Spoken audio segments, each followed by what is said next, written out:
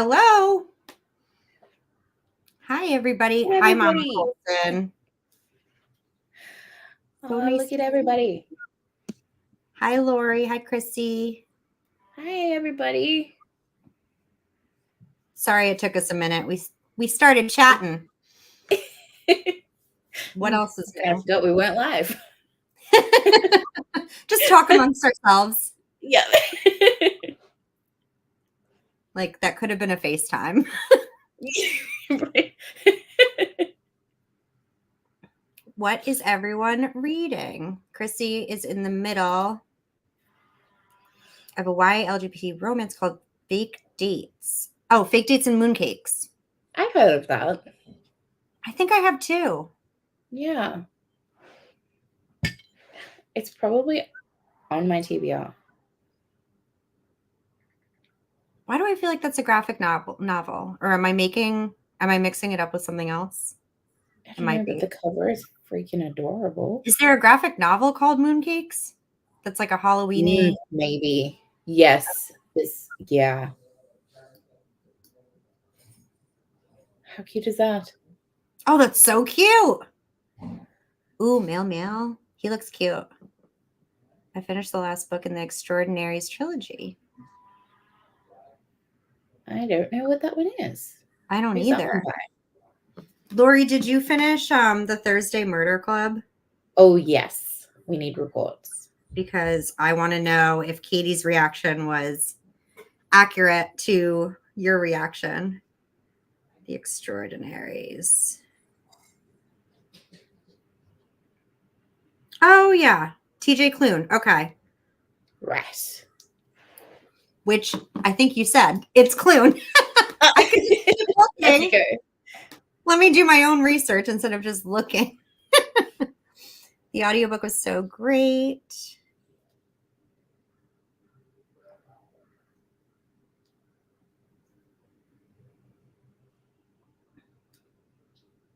Hello, Jasmine. Hello.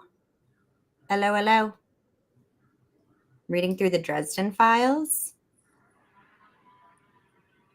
That sounds good. I want to read that. I don't think I've never read the books. I've seen some of the show. Yeah, I've not seen any of them. There is a graphic novel, but it's not that one. Okay, I'm not crazy. So Cassie is reading two things. Assistant to the Villain, which I am so excited to get. Look, Your the fact live that the prologue had me, because usually I'm not a prologue girly. Mm-hmm. I'm not a prologue girly. I'm an epilogue girly. I love a happily ever after. Then what happens? But I don't care what happens before the story. True, unless it's like a time jump thing. I like when that happens. This was good. The prologue was good. Like it was really, it was cute. It was funny. And I think it showcased the characters well in a way that, you know, like, okay, cool, this is what we're going to expect. Like, I want to reread it so badly because I read it during a 24-hour. So like, I loved it so much, but I also think I was a little delirious. So I don't remember every single detail like I want to. I want to reread it. I'm doing it in December. I don't care. It's like, yeah. I usually take December for rereads. I'm going to be rereading. I was going to reread the Crescent City books, but I don't feel the need to. But I am going to reread the that Scarlet St. Clair, Hades Persephone series, the Touch of Darkness ones. I have that on my TBR. I only have the first one. I love them. Like they're like, it's kind of like the way Katie described Assistant to the Villain. Like it's not well written. It's, you know, just a silly, goofy time. But I love them. I've read them, I think maybe 3 times. Well, at least the first 2, at least 3 times. Wow. Yeah. I really like them. They're easy to read. I knew it was completed. The series. It's not yet. It's okay. So I'm going to reread them because the next book comes out in March and it's the final book. Okay. So, but I like that she's done a book from Persephone's perspective and then a book from Hades' perspective, and it's the same story, but it's not, because they're not together all the time. So you're seeing what's going on with each character at the same time in different books, and I really like that. That's fun. Yeah. Huh. Because I'm sometimes when definitely when trying to get authors to it do that, soon. it's like reading the exact same book. Mm-hmm. But this isn't, because It feels totally different. they have completely different motivations. And so the first Persephone book, is she essentially ends up in Hades' club and accidentally does a deal with him where she has to complete a task, or end up in the underworld. Oh. And when you get to Hades' perspective, because obviously it's a romance, so you know what's going to happen with Hades and Persephone, and plus it's the Greek myth. But in Hades' perspective, he actually has a bet going with Aphrodite. Oh, okay. Which is how he ends up tricking Persephone into the deal. So you see, like, you get different motivations, and I really like it. I really like the way she talks. She does the different perspectives because they do feel like different books. Oh, I'm excited now. I literally picked it up randomly, just cause, and yeah, definitely did one of Sookie Stackhouse books. Oh, I love the Sookie Stackhouse books. So that's like True Blood. I've never read the books, but the books definitely watched the show. Really? Yeah, Okay. there are some parts of the show that I think are done better, especially because the main series is, I think, 13 books. So it's quite a long series. The books aren't big. The books aren't very big at all, but it's still quite a long series. I will say the ending of the books is phenomenally better than the show. I hated the ending of the show. It's one of those I things like how the books end. When I watch the show first, before I hear that there's a series, I feel like I can't go back and read the books. I don't know. I read the books after the show. Or at least I started probably towards the end of the show. And I finished after the show. And I liked the ending of the book better than the ending of the show. I mean, that makes sense. Yeah. Project Hail Mary. Okay. Better. Did you like Project Hail Mary? Because I still haven't picked it up. I was so excited. I decided against it. I don't think I'm going to like it. Didn't want to waste my money. It's literally sitting right here. And all month, I wasn't going to get it from the library. Like, I wasn't going to be able to get a copy from the library in time. And I'm just like, I don't want to waste my money. I don't think I'm going to like it. I mean, I was so against it for so long, and then so many people were like, it's the best book of the year, like it's so good. So I was like, you know what, I'm probably the one that's wrong. Everybody else is probably right, and I'm wrong. So I bought it, and then Katie said no, and I was like, okay, I guess it's not good. Like, immediately influenced. I've noticed. Oh, see, Chrissy DNF'd it. Strange Sally Diamond, I still really want to read, also because Lori influenced me. I really want to read it. I cried until my throat closed up and I couldn't breathe. I went to the read a name. Okay, I need to read these books. Like, oh my God, I just realized. To finish the first book. I was reading it and then I got COVID and I stopped reading anything that wasn't easy smut on Kindle Unlimited. And Hi, Lauren. It's my cousin. Hi. Who just posted the best little morning routine vlog. She just started a channel, like, kind of influenced by me. She's like, wait, I want to do it too. And I'm so impressed by her. I love vlog. I would watch only vlogs. Me too. Totally.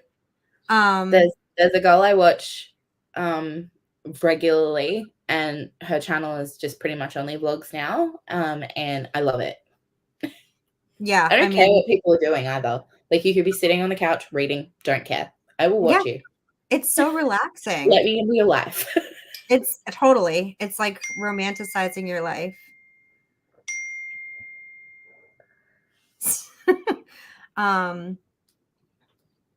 Have either of you read Project Hail Mary? No, I have not. No.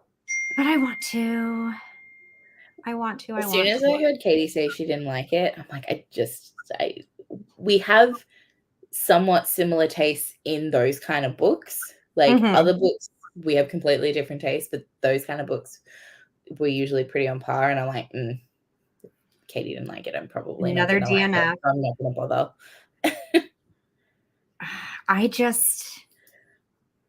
If you like The Martian, so I didn't read The Martian because I was like, that's not for me. That's not written for me. In my head, it's like heavy sci-fi, like dude bros reading it. And I was like, yeah, it's not the kind of sci-fi that I'm interested in.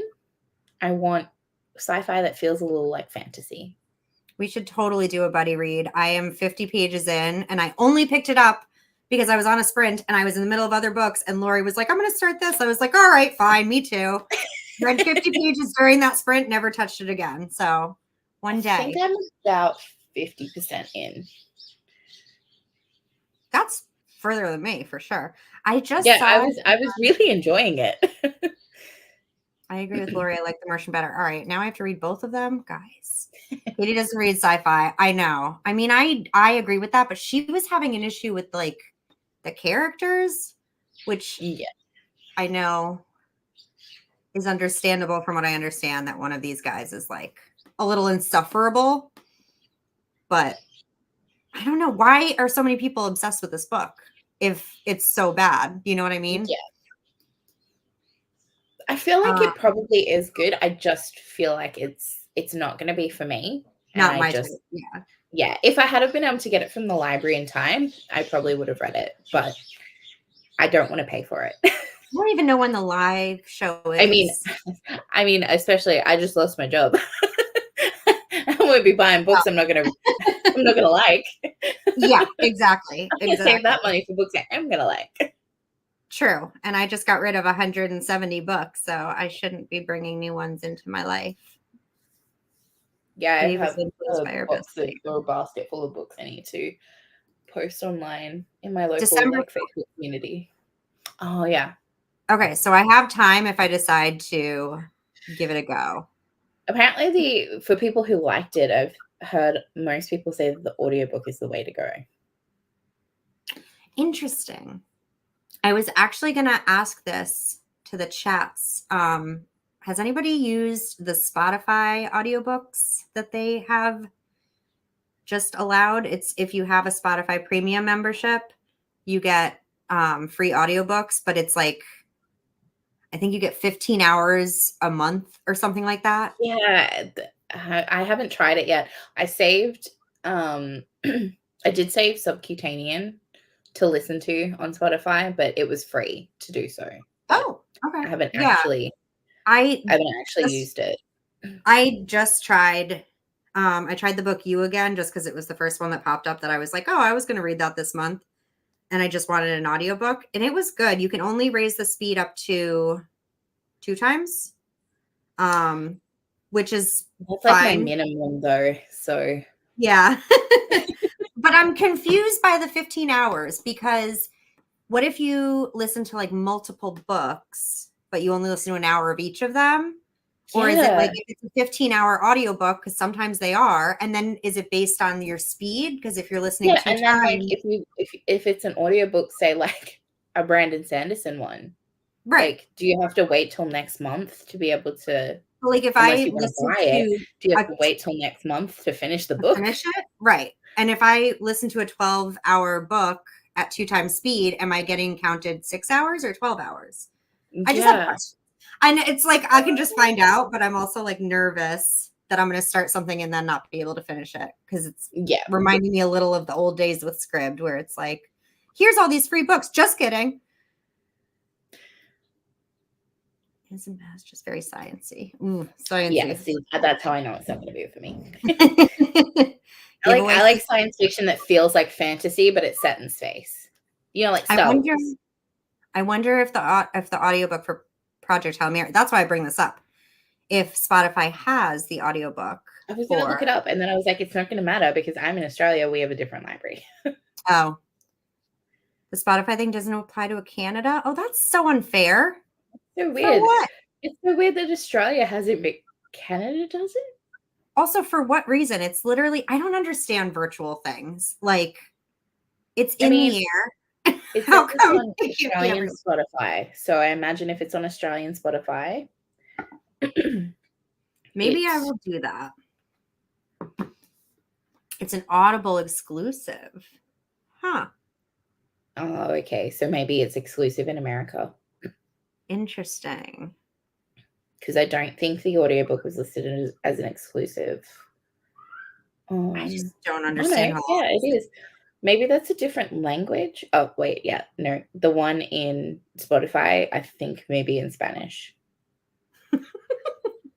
I've always wanted to which learn also Spanish, wouldn't so help might as if you well. don't speak Spanish. It is Proyecto Hail Mary. Yeah, Okay. Well, so it's only the audiobook is only on Spotify. There you go. I mean, that doesn't mean it's not available on like Libby or something though. yeah, well, I have a hard time with my Libby.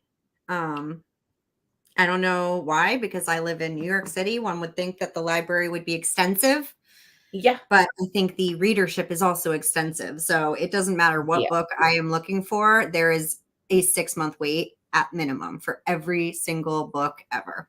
It's that's infuriating. crazy. Infuriating. I don't understand how people use it all the time because I'm like, I can't plan ahead like that. Yeah, And I'm definitely not one that's like, oh, this is available. I guess I'll start it today. Like, that's not yeah. how my brain works. Do your libraries only use Libby, or do they? Because the libraries over here use a mix of Libby and what's the other one? BorrowBox. I've never heard of that. Hmm. I don't know. Maybe it's an Australian thing. Lori, I did read this. Granted, it was when it came out, which feels like a while ago. I didn't love it, but I didn't hate it. Yeah, I haven't heard good things about the book. People getting previews of the movie have really enjoyed the movie. The book itself, though, I haven't heard great things about. Yeah, I definitely remember being like bored because I think I was very excited just to be back in the world. And then immediately it didn't feel the same. But Yeah. by the end, I definitely remember being like, this is fun. I could do more with these characters. So take with that what you will. My wishy-washy opinions. Um, Oh, there we go. there you go. The thing to keep in mind is it's not the Hunger Games. Exactly. And I was like, oh my God, Hunger It's Games. a character study with Totally the not. mind of a crazy guy. Totally exactly. I mean, it's basically a villain origin story. This is why I have bloopers in my videos. Villain origin story. But like he's kind of charming. I don't know. It's weird. Can you use libraries outside your residential? I don't know. Like I have to look into this because I know of people, especially in BookTube, that have been like um somehow using libraries from all over the country. I'm not Yeah. sure how. I know that somebody said there was like a list somewhere of like libraries that don't need an address or you can sign up online, something Yeah. like that. I need to look Yeah. that up I because know other council libraries around. So our libraries are like council, so city libraries. And then we have a state library. But you need an address for all of them, even online stuff. I mean, I feel like that too, but I think you might be able to. I just realized though my best friend technically lives in a different city to me. I could get her library details. There you go. I know. I'm like Have you done trying to. that for your family? Like, have you got? I was just going to say, my mom, I mean, the town I grew up in, I definitely had Mm, a library card. I no longer do, but I'm trying to think if because I'm lazy. I've lived in New York City for 10 years, never changed my license. So every time my mom moves in Connecticut, I just put her new address on my license. So according to the DMV, I still live there. So I might be able to get a card. like if you ever have to move home, at least you don't have to change your address. Everything else, it's wild. Everything else somehow knows I'm here, but my license is just like, whatever. Maybe when it expires. Um, That's cool that Brooklyn. See, like I have Brooklyn, but again, it's like nobody. And again, I don't understand the virtual things. Like literally, how is it that audiobook copies, which are just something that was recorded, how is Yeah. there a limited quantity of them? You should be able to buy the rights to them and then have it. Like Yeah. you, the library, and then give it as many Like, and people as you like want. it should be like, okay, so the library has to pay maybe That's interesting. a decently higher fee than an individual has to pay. Right. But like it seems to me like the libraries are being forced to purchase individual files. Because I know I don't know if your Libby shows, but my Libby shows how many copies the library has Right. And like more, available. Like it's yeah. sometimes it's like they only have 5 That's what I mean. I'm like, why would files, you and then other ever? times they've got like 20. But I guess it's just really expensive. So Yeah. I And mean, like I when you think about it, get audiobooks are really expensive. Like if you sign up to Audible, sure you can get them for, $15. it. Yeah, maybe. Yeah. If you're not using your credits, or if you happen to buy the ebook of Amazon, sometimes you can get the ebook, the audiobook for way cheaper. But when you're not subscribed to anything, the audiobooks are so expensive. Lori, I vote at my mom's voting place. I'm a middle-aged woman, by the way, who has not lived at home in over 10 years. So I remember last year, oh shit, Katie's here. Uh-oh. Hi, Katie. What you doing? What you doing? Wait, do I do a Katie? What you doing? Katie? Right up close. We got to see all those polls. Yeah, no, I remember when the last time we had to vote for presidential election, whatever year that was, my sister and I both took the train to my mom's so that we could all go vote, and then we came back to the city. Oh, so you can't, like, even if you're away from your address, you can't vote as like so here in Australia, if you're away from home during an election, there's usually a special line you get in at the election booth that is for if you're away from your electorate, because everybody is registered, so they can still go through and find your name. We don't have that, probably because people are idiots and think that voter fraud is such a legitimate thing that Honestly, like you can literally vote by like giving a school electoral sample stuff in uni. As part of, so I studied, one of my majors was international relations, and obviously some of that involved taking classes on American politics. Your guys' electoral system is wild. It's insane. It's insane what you need to do in order to vote. Like, I'm not kidding when I say give a stool sample. Like, that's literally like, but then to the requirement. effort they make you put in to vote, but then because of your electoral, is it the electoral college? Is that what it's called?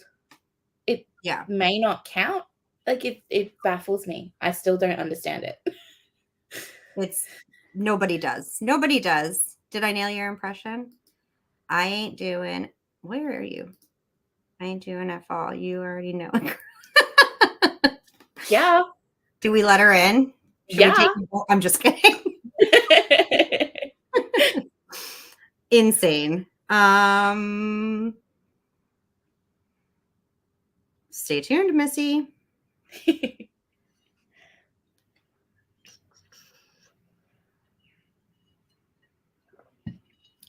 I didn't tell Katie, but we were going to do this yesterday.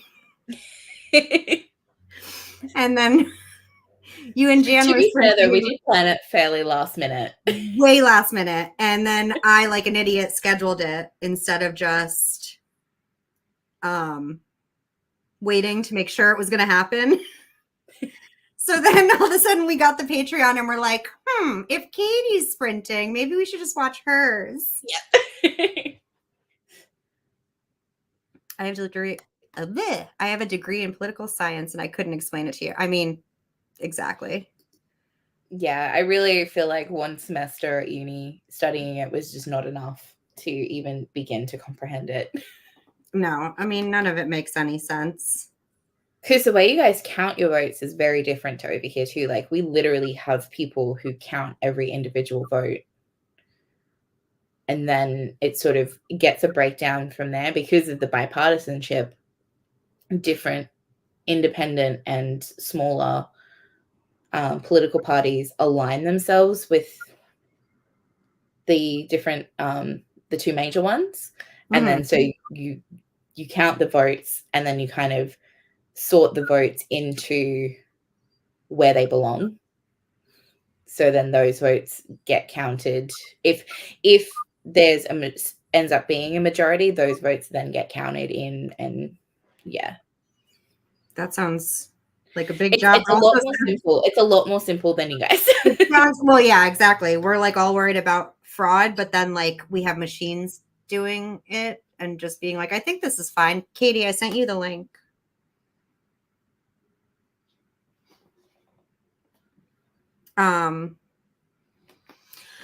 So Katie, I was watching one of your old videos and inspired me to check out Fence.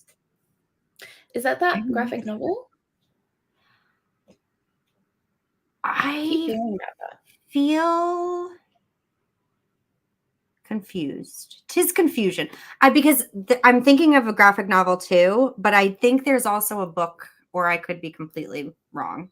Yeah, it looks like it's a graphic novel. Like, is it the one with like the little? It's like about fencing, right? Yes. Yes, it is a graphic novel. Okay. I'm saying this with my full chest, knowing I have no idea. No, Christy. I mean, he's got a fencing. He's got a fencing. So I'm gonna say yes. Yeah. Okay. Yes.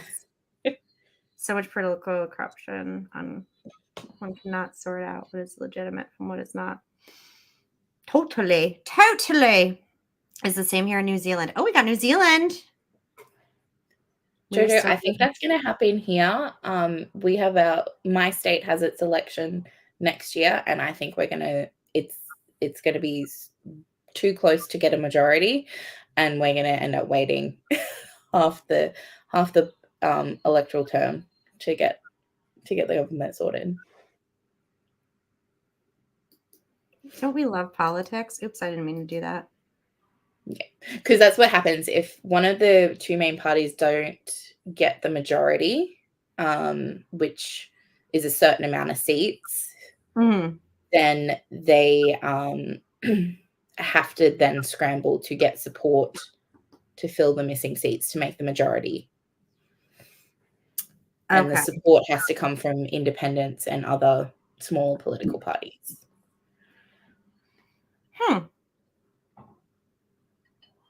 They have one prose book. Oh, okay. They have a prose book. They changed it to publishing it by issues instead of volumes, though. Are issues the thicker ones where it's multiple volumes, or am I reversing those? I'm so bad at graphic novels.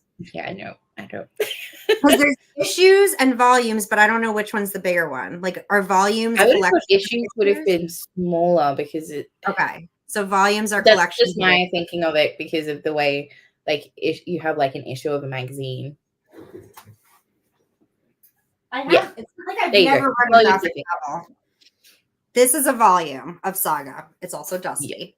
Yeah. Uh-oh. Hello. Hi. Hello. Hello. I'm immediately laughing because you made some comment yesterday on Sprints being like, I've been wearing this shirt for 3 days. It's the same shirt, is it not? Is it not? Oh, you know it is. I'm so proud of you. Look, hey, it's a completely different outfit because your hair is in a different style. Totally. Also, I do own 2 of these. I have a pair of pants. I own three. And I have one in gray. I also, you have laundry in your unit, so I feel like you could have easily washed it. I don't have that. Yeah, that's a deal breaker. I know. Well, I need to be able to do my laundry at home. I don't want to go anywhere to do my laundry. Can't even imagine. It would never get done. I would just buy new clothes. Literally. That's why I have hundreds of underwear. Hundreds. Because I just don't have the patience to go to the basement. Issues are smaller. I was right. Do I okay? Just get along. Be honest. Yes. Yes, yes. Hi, Katie. Hello. Hello. So what are you going to be doing, Katie? I just finished exporting video, so I need to upload that. And I need to make, well, here's the thing. I should be making a thumbnail. What am I going to do? That's a great question. Right now I'm currently reading, it doesn't tell me how far I am, but I'm Oh, reading. because you Spy Family. Yep. And also, let me flex on the girls real quick, okay? Let me flex on the girls. Because y'all about to hate me. Oh, God. I don't think my mental state is strong enough. Oh, did you get is that an arc?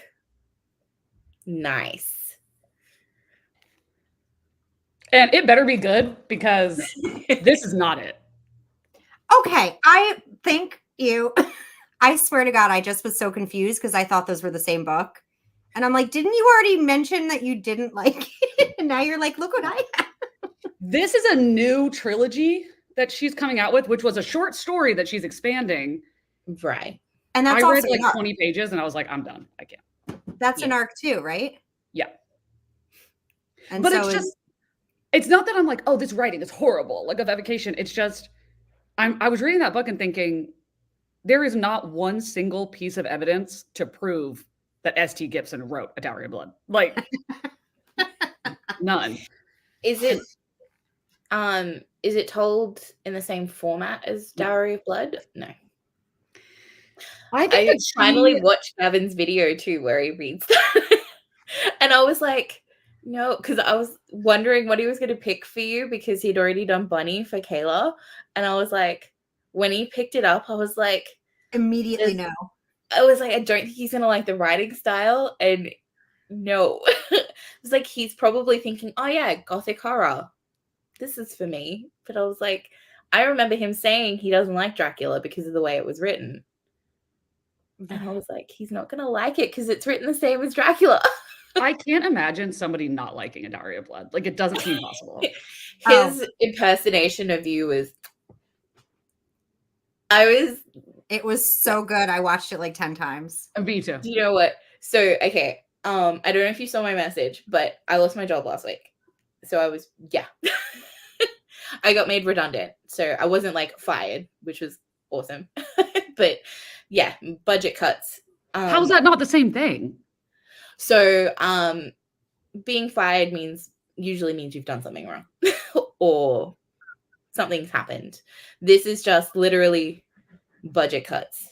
Hey, stop that. Yeah, so lots and lots and lots of people were made redundant last week in my company. Well, my former company, because I've already finished. And I watched that to cheer myself up. And when I tell you those moments of him being you made me forget that I don't have a job was like no warning. They were just like, bye. No. Oh no. It, like literally, so Tuesday last week, I had a meeting with my boss. I had no idea what I was going into. And I came out without a job. So they were meeting with each person individually. Yes. Okay, so people at work weren't like, why is everybody leaving crying? I wonder what's happening. Well, I work from home most of the time, so I had no idea. And on my team, only one other person got cut. So I don't know. I would imagine given the size of our company and what I know from, so essentially the company has to meet a actual earnings goal and a projected earnings goal. And I'm pretty sure they didn't make the projected earnings goal by quite a lot, which is where the budget cuts are coming from. Because companies like the one I was working for have to have a certain amount basically banked for if shit goes wrong and they, need to still be able to pay people. So in order to do that and still be able to make, billions and billions and billions of dollars of profit, Mhm. they, the industry often goes through major cuts like It's this. always It happens every few years. how can we make more money and pay less people less money? Yeah.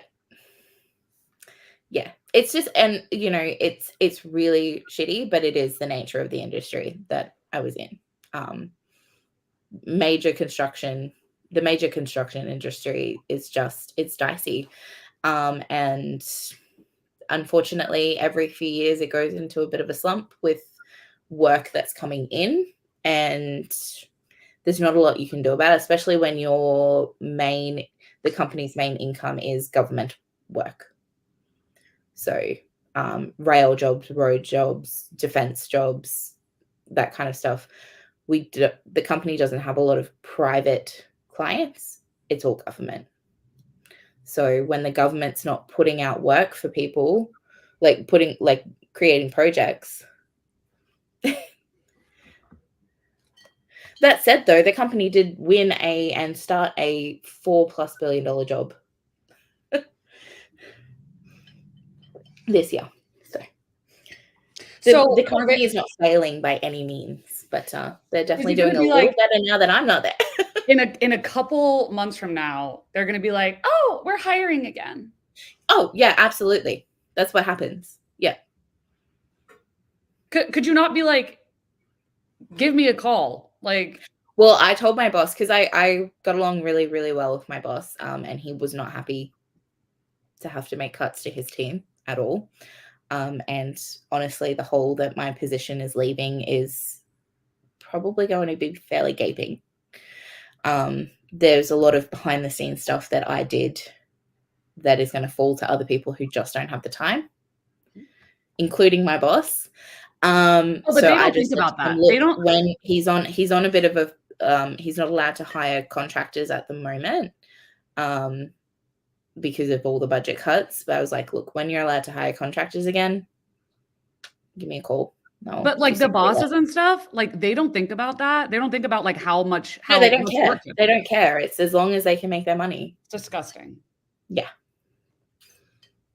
I'm actually going to be looking at going back into the state level government work, because it's a lot more secure. So, and better pay, better superannuation, and they still have flexible working. So like I'd still be able to work from home at least 2 days a week. So, which means you can sprint. Yeah. Yeah. And it means the little fluffy guy over there won't get too lonely. Chrissy Marie, I seriously for the last 20 minutes have been wondering if there are two Chrissy Maries. You changed your picture and it's adorable, but literally I was like, I know, I was so confused. I swear, I'm like, there's another Chrissy somewhere. I can't find her. It's you. I feel so silly.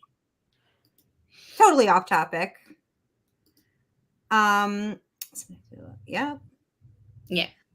Well, we are going to distract Cassie with some readings, friends. Yes. Wait, what y'all already probably said, and I wasn't here, but what are y'all reading? Ooh! I read the prologue yesterday, and I was like, yes. How far are you in? I'm up to chapter 1. Yes. Okay. But the fact that the prologue drew me in, yes, is major, because I don't like prologues. You know what's funny is that's a book where I was like, okay, yeah, but it's a great time. But I personally, and I wonder if this is an unpopular opinion. I mean, she's great. Nothing against the author at all. But I could not watch the TikToks because, like, reading her, loved her. Watching her, she drove me crazy. I think I feel like I would feel like that after reading the book too. Mm-hmm. Because the way she writes, even though it's not, it's no literary genius, happening here, but it's still, for the kind of book it is, it's still, it's written well enough. And she comes across very awkward on TikTok. In terms of like the say when people were like, oh well, they're like, oh, you like Assistant to the Villain, and you said it's not like super well written, and you didn't like Fourth Wing. I was like, Very take a different step back. vibes. Take a step back real quick. Because they're like, oh, the world building. I was like, Assistant to the Villain is a fantasy, but it's like a cozy fantasy. And we get enough to sustain the story. Major difference. There's not like a war happening. They're different genres, in my opinion. They're Oh, absolutely. Like at least different subgenres within the fantasy genre. Like, and I feel similar about both of them. I don't think either of them are super well written, but I had so much fun reading both of them. So in that way, I was just telling Caitlin she needs to read A Touch of Darkness, because the way that you described Assistant to the Villain is how I feel about A Touch of Darkness in the series. I know you didn't love it, but wait, was it the one you didn't love? I can't remember. Yeah, because I read Neon Gods and then read A Touch of Darkness right after that. I DNF'd Neon Gods. What? I DNF'd Neon Gods. I hated it. Which one did you read first? A Touch of Darkness. Maybe it's one of those things where like the first one you read, you're like, oh, this is fun. And then the second I one also see Hades and Persephone are the deities that I worship in my spiritual practice as well. I'm very particular about reading about them. And I hated Katie Roberts' interpretation of it. Because I've liked other books of hers. I like her Monster Smut. Love it. Her interpretation of the Greek mythology, though, I hated it. That's funny because in A Touch of Darkness, well, I looked at my review and then I remembered that to me and everybody, you know, they're big names, so everybody interprets things differently. But like, I didn't feel like it reminded me at all of Hades and Persephone. I was like, yeah, that's their names, but they weren't like the personality traits that I look for. So it's funny because I think I loved the Touch of Darkness one more because that's how they present themselves to me in my practice. Mm-hmm. So it felt very to me, it felt like she got it right. Whereas with the Katie Robert one, I didn't click with it. And because I'm so close, I feel so close to those, you know, in my spiritual practice, I am very particular, very particular. And I'm that way with any iteration of Athena as well. Mm-hmm. So it's set in like modern day though, right? Yeah. So essentially it's basically I think it's, there was like a great war between the gods and the humans. And then the gods came down and created like new Greece. So it's the modern world, but it's as if the Greek gods run it. Ooh. From the ground, they have Olympus, but they also have gods who live in the real world. That sounds like fun. I'm going to read it, I swear, one day. Every other book on my freaking shelf. But again, it's just a quick, silly, goofy time. It's not well written. It started off on Kindle Unlimited. Yeah, I like that. Yeah. Well, Katie, you'll be happy to know I am finishing my edits for Iron Flame. And I can't wait for you to see this video. I've decided to make it spoiler. The entire thing. It is over an hour. I can't get it under that. I had 4 hours of footage, and it is just every ridiculously unhinged thought I had. Oh, that's going to be awesome. I let my sister spoil it for me because I'm not super hype on it. I really enjoyed Fourth Wing. I had a good time, but I didn't get on the hype train for it, so I'm not hype for Iron Flame. I don't think that this story can hold up to 5 books. Well, I think we can all agree on that. No. I don't. It needs to be 3 books. No, literally, I've been watching every time somebody Divergent posts a and video. Hunger Games can close out in 3 books. I don't feel like we can hear each other. Like our videos. Am I wrong? I can hear you. I've been watching everybody's Iron Flame video, and every single one of them has said that they're like, I feel like this is a trilogy. I don't understand how we're going to have another one. They were like, I would have loved this book so much more if it was the second book of the trilogy, but knowing it's a second in 5 makes me not really get what this book was doing. And I was like, that's a good way to put it.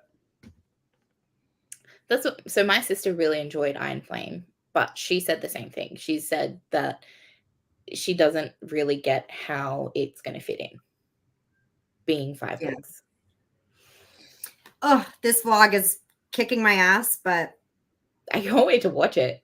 oh, I'm literally done with it. I think I'm just watching it one last time because I'm obsessive. But I have to get it done tonight because I have to leave tomorrow for Connecticut, and I also have to Thanksgiving, and I also have to finish a couple of December videos too. So that's what I'm working on tonight. Haven't read in weeks. Don't have time for it. You know what's so funny? When you posted that wrap up, I was watching it and I was like, don't comment, because if I comment what I'm thinking, people are going to misinterpret it. But I swear to God, your video where you literally, you talk about the books, but you spend most of it complaining about how you can't read. Bitching. Yeah. It's hilarious because you read 19 books, which everybody else is looking at you like, girl, shut up. Like, that's amazing. But when you were like, oh my God, nobody, like, I didn't understand like how being on BookTube was going to like make my reading suffer. And I was watching it and I was like, yes, say it the fuck again. Exactly. I was like, now she fucking gets it, because people think it's so fucking easy. Yeah, I mean, I never thought it was easy. I always was amazed at how people, especially daily vlogs, I never fucking understood how anyone could do that. But I didn't realize that the simplest thing takes the longest time. And like you, Katie, I have major OCD. So my editing is extensive, aggressive. The thumbnails, that's so fucking annoying. I'm like, why did they take so long? When I tell you, and I'm doing Bookmas, spoiler alert. So I filmed over the last 3 days. I've filmed 12 videos so far with changing outfits. No, I could never. While editing this Iron Flame vlog. He's like, I could never. And I do this for a living. And then I'm like I'm trying to do thumbnails. I'm trying to do like all of these things. I have a whole chart of like what's filmed, what's edited, what has a thumbnail, what's uploaded, and trying to do this Iron Flame vlog at the same time. When I tell you, I have wanted to shut it down so many times. I told Cassie, there's a clip in the Iron Flame vlog where I look so unwell, just completely glazed over, can't form a coherent sentence. You know what you could do? I mean, I can't remember a time specifically where I've done this, but I've done it, something of this many times, where I'll put like a filter, like black and white or sepia, and then just put font over it and be like, I can't even stand to look at myself, so you don't get to either. Like, when I tell you, I sent a screenshot to my cousin and she literally was like, oh my God, we need to commit you. Like, you are not okay. I mean, it's not pretty, but. Well, I was saying before, like, I've tried to do the social media thing and I don't have the commitment, and I don't have, it's not that I don't have the confidence. I feel like if I wanted to do it, I could, but like, I don't know how you guys do it, man. I just don't know how you do it. I'm glad you do. I'm really glad you do, but yeah. Well, I think that everybody has like, you know, people have skills that other people don't have and have whatever, or downfalls that other people don't have, because when people are like Cassie, when you're like, oh, you work remotely and you work like, I don't know what your hours are, but let's just say like 9 to 5, and you're like focused. And I'm like, oh girl, I don't know how you do that. I don't know how you do that. I will say though that it is hard. Yeah. And I don't think I would have been able to do it if I hadn't have been a freelance contractor previously and owned my own business. But hadn't owned my own freelance business, I don't think I would have done as well when COVID hit and everybody was working from home. But I was already equipped for it. Yeah. Are you doing Vlogmas like 25 videos? Because I was like, you could, I don't get why other people don't do this. I'm like, I think one person, now that I think about it, maybe one person did this before, but doing every other day is still that was like my original plan. No, I know that was my original plan, but because I'm an overachiever who has major issues, I was like, well, what if I just did one every day? And It's not, I'm literally, because I'm only halfway through filming, not like, let alone editing, there is still a huge part of me that's like, there's no way this is going to happen. Like, No, I'm going to. This is okay. This is what you do, because what I would do is what you're doing, and I would shoot myself in the foot. And I would shoot myself in the foot. But because it's not me, I can give you sounder advice than I would give to myself. What I would do is I would put on your Instagram stories, on your community tab or whatever, and say like Vlogmas, and maybe make like in Canva like a cute little calendar and have like every other day marked off saying like one video, like second video on this day, and let it be known that it's every other day. And then if you have more videos to post, surprise, bitch, Merry Christmas. And they're like, holy shit, she has another one. Okay, that's a great idea, except I already filmed and edited and uploaded. I haven't posted it yet. The announcement, which. But that's one video out of 25. I think you No, I know, but it literally says, no, I can't do it over again. I can't. It's too hard. But but it literally says 25 videos. Wait, so where does it say it? I say it in the video, like verbally. I use words. So this is where you go back to the finished video, put it in your iMovie, and right after you say 25, you cut in just a clip of you going, I'm so editing sorry. Caitlin here. Yeah. And then, no, put a screenshot of you looking like haggard, like you're saying, and say over it, be like, I'm dying. I can't.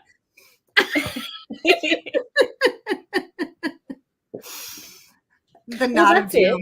Laurie's got a good idea. Instead of 25 videos, you could throw some lives in there, and they count.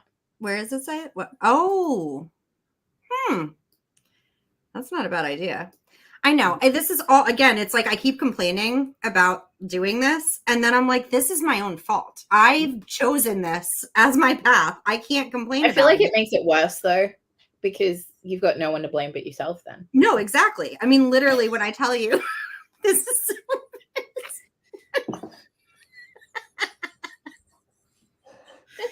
I'm just dying. This is the after photo of like, don't do drugs, kids. That's the photo that all the magazines will print when they talk about you. Literally.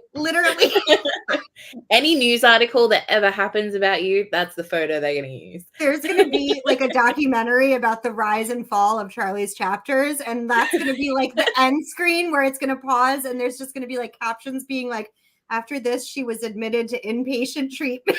No. That's not going to be at the end. That's going to be like in the trailer. Everybody's going, when I saw this photo, I knew we had to do something. That was the first time. And then it's like, and then of course it's after the fact and everybody's going, I can't believe I didn't do anything. And it just got worse and worse and worse. When I tell you, like, I was listening to Iron Flame while decorating my apartment for Christmas, so filming 2 videos at the same time, tripped over a nutcracker and crushed a mercury glass Santa in my hand. I'm bleeding. I'm just like, this is how it ends. This is literally, for what? For what am I doing this? I've had a week, Katie. It's fine. It's all going to be fine. Well, once you do it once, like if you do Vlogmas, then you'll never do it again.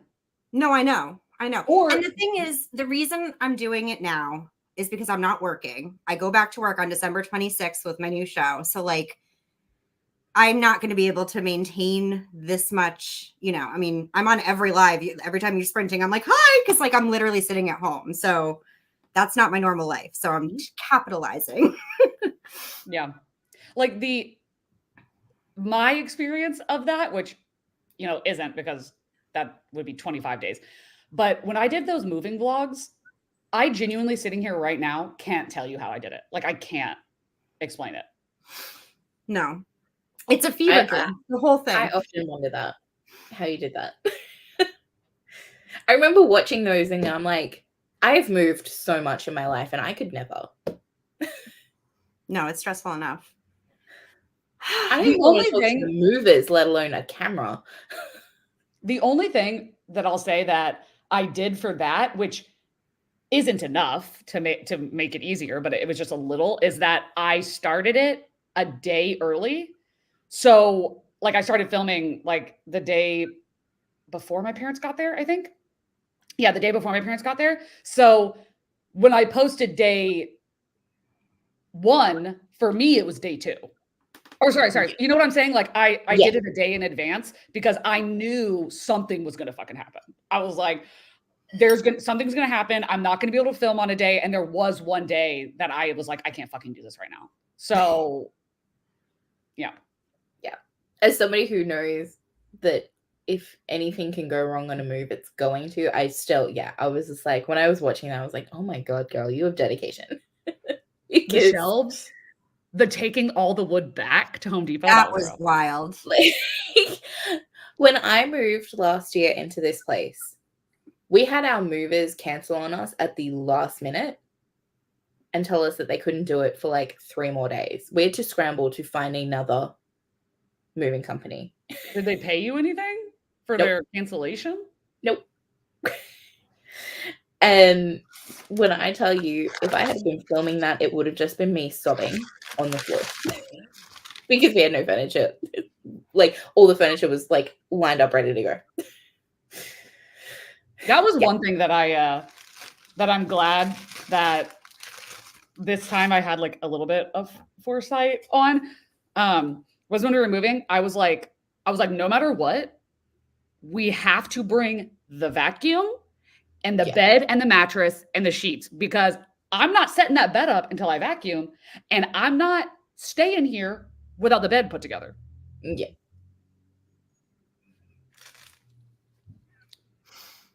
I moved in with an air mattress. Plans. That's my story. I do. I'm going to go on mute, or whenever you're going to start a sprint, because I can hear my neighbors outside. I need to vacuum, and even though my downstairs neighbors are fucking horrible, I don't want them to complain about me. So I want to vacuum when it's technically not. It's 7:12 right now. I feel like it's still a decent amount time for me to vacuum. I know. I got up at 5 this morning and I was like filming and doing stuff. And then I started vacuuming, not realizing it was only 8:30 in the morning because I felt like I'd lived a whole day already. And then I felt so bad immediately. But no, I do want to start a sprint because I have a lot that I need to do. So it's also kind of getting warm in here, so I want to get up and go and turn the aircon on. You what? Well, that's not gonna work for me. It's hot as balls. Oh, okay. I thought you said there's a woman walking around out here. I was like, what? No, it's getting really hot. It's like muggy and disgusting today. You know, these layouts really just annoy me. They're way better than they were before they let you change them. I'll tell you that. Well, I know. Who was it? Sarah? Her streaming thing? I was very intrigued by that. I didn't like it. You didn't love it? They have different shapes though. I can't move you, Katie. I don't know why. So is this okay? Yeah. Okay.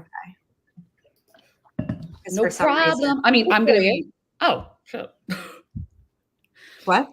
See, this is exactly what we were talking about with the December video. You set us up to think you couldn't do it, and we would have to settle for this, and then out of nowhere, she's got it in the bag, and we're overly excited. Honestly, I didn't realize you couldn't see what I did. I did that already, and I said, "Is this okay?" And you guys were like, "Yeah," because for some reason it won't let me move you over. I don't know why. So it's just in the corner. That's fine. Okay. That's where she belongs. That's true. Thank you. All right. Let's do a sprint. Let's do it. Good luck, everyone. Yes.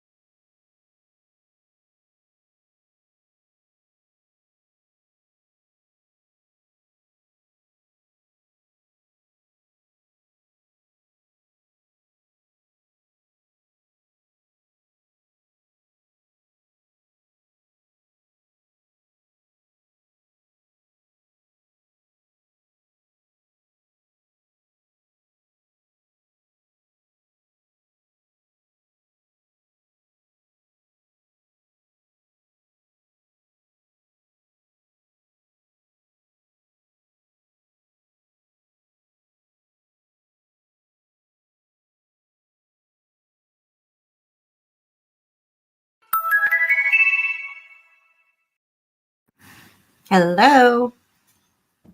I have never accidentally had better timing. Like I was it said that we had like 6 minutes left and I was like, okay, I'm gonna go just film a little clip.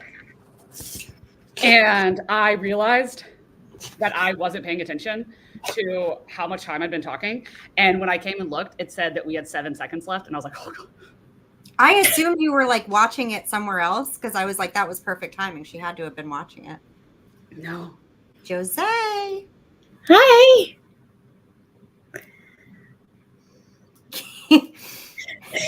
Just get here and the first thing I see is Katie vacuuming.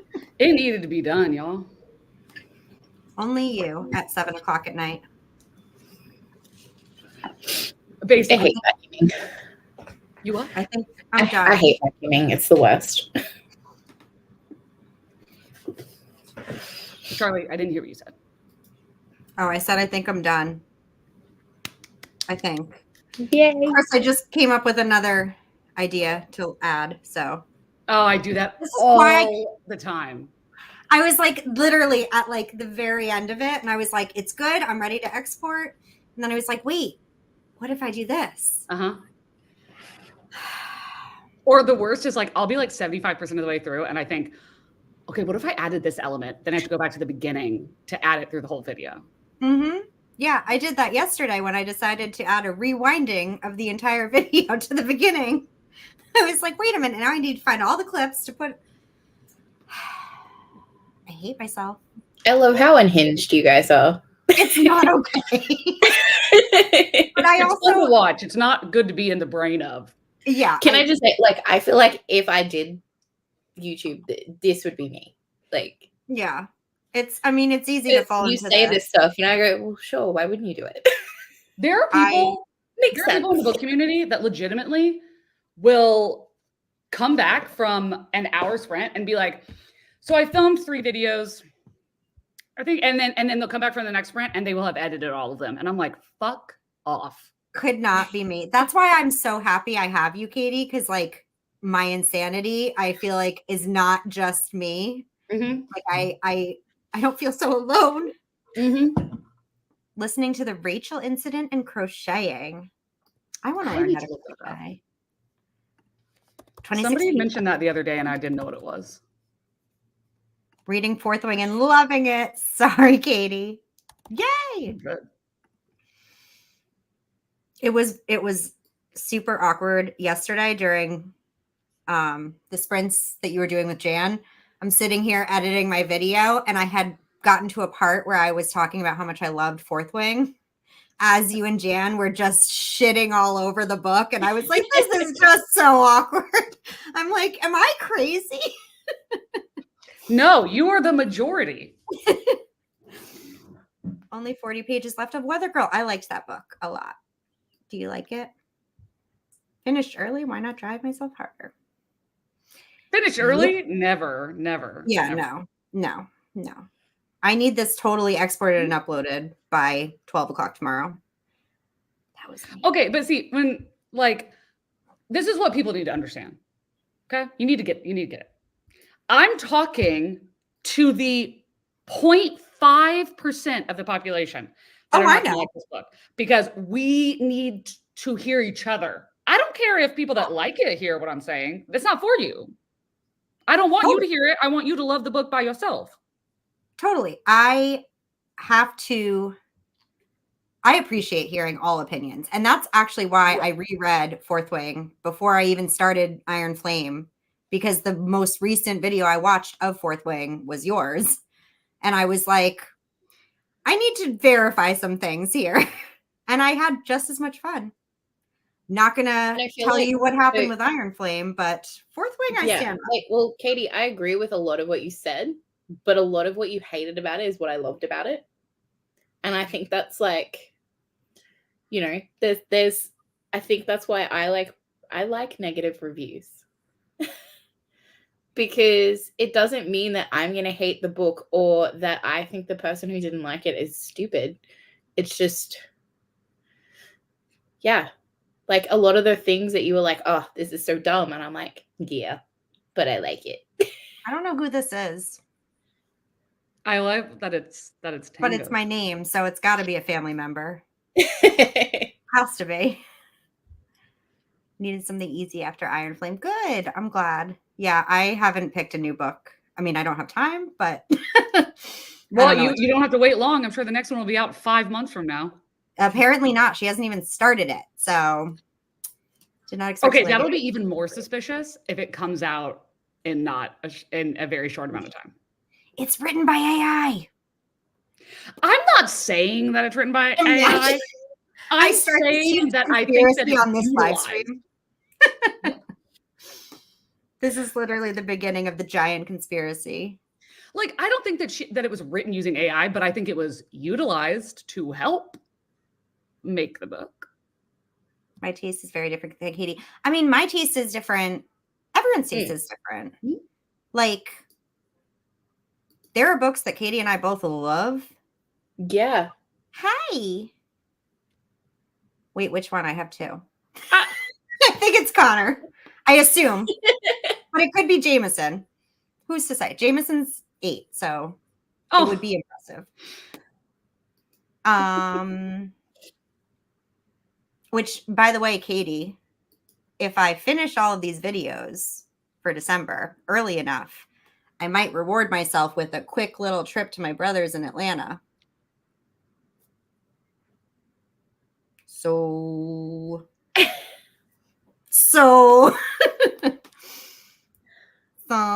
I'm hoping to do it in December. Because otherwise I go back to work and then it's very hard for me to take time off. So if I don't go in December, it's like not happening. This is what you do. You take time off. You tell your brother, these are the days that I'm coming. Tango down, turn your ears off.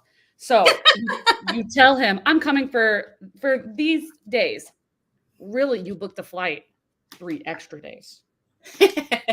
And then I put away my laundry and this turns into a full bed. Girl, you're crazy. You'd be so sick of me after 2 hours. You think you wouldn't be sick of me? Imagine 24 hours of this. Actually, that's just dangerous. The two of us, that would just be dangerous. And I need it. Fun. It'd be so fun. I need it now. Not a huge fan. Not sure. I'm looking forward to the next one. I'll save my thoughts for my vlog. Definitely written by AO. That's hysterical. What specifically do you see that seems like AI? I will not be answering that. We don't want them to hear us.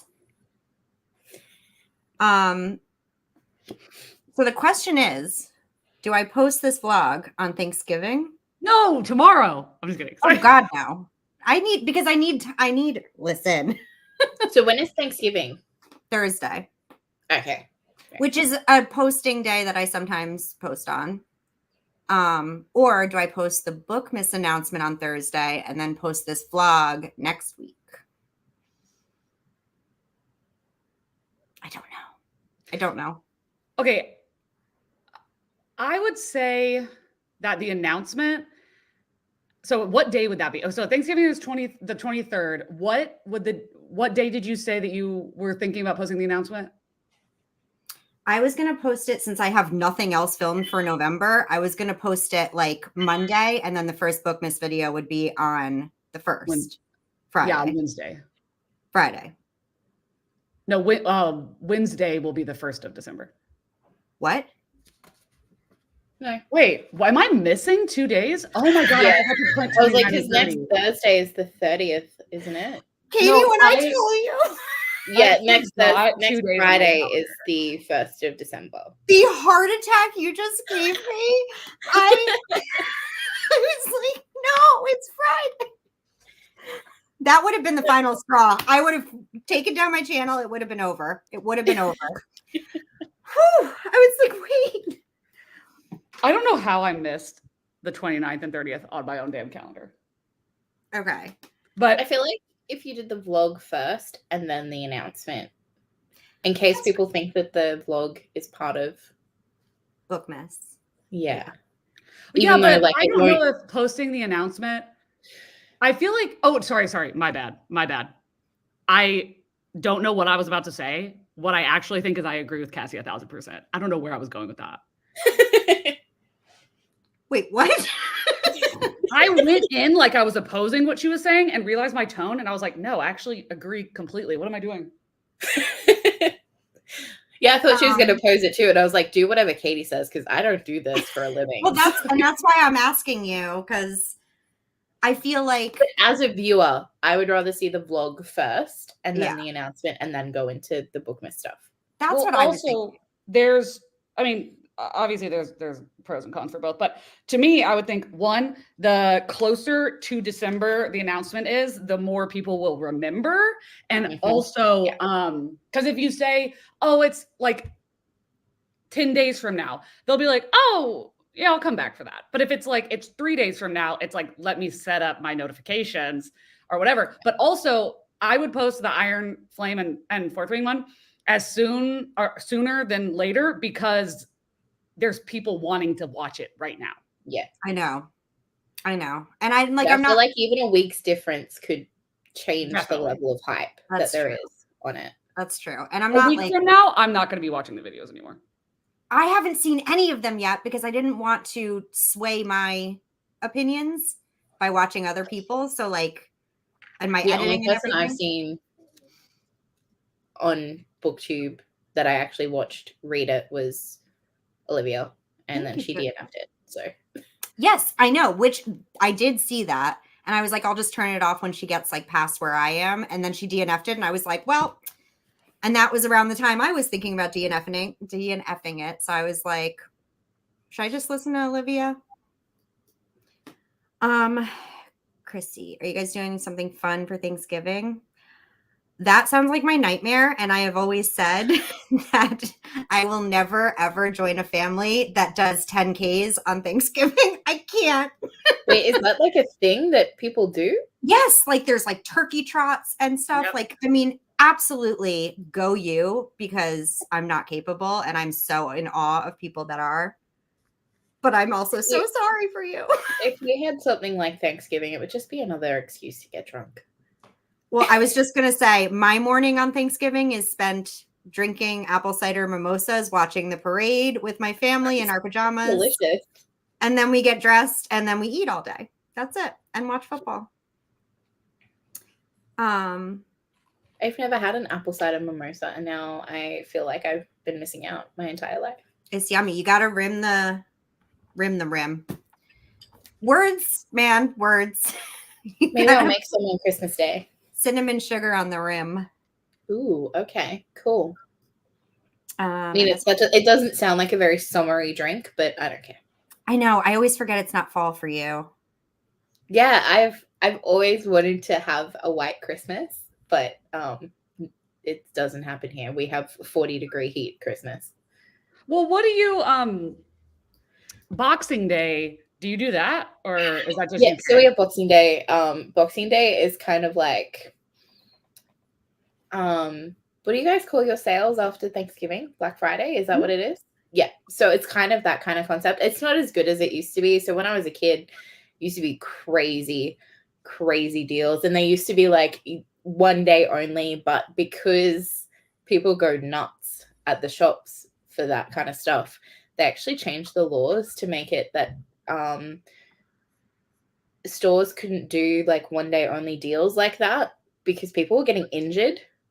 Yeah, no, that is in that. the sales. Oh my God, people so the die government in America. made a law that a sale like that has to go for, I think, at least like 3 days or something like that to give people time to access it without riot and injury.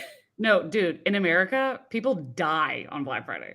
Yeah, It's people crazy. would get seriously injured, and they changed the laws. So our Boxing Day sales actually go for like a week now. So they start on the 26th and go roughly until New Year's Eve.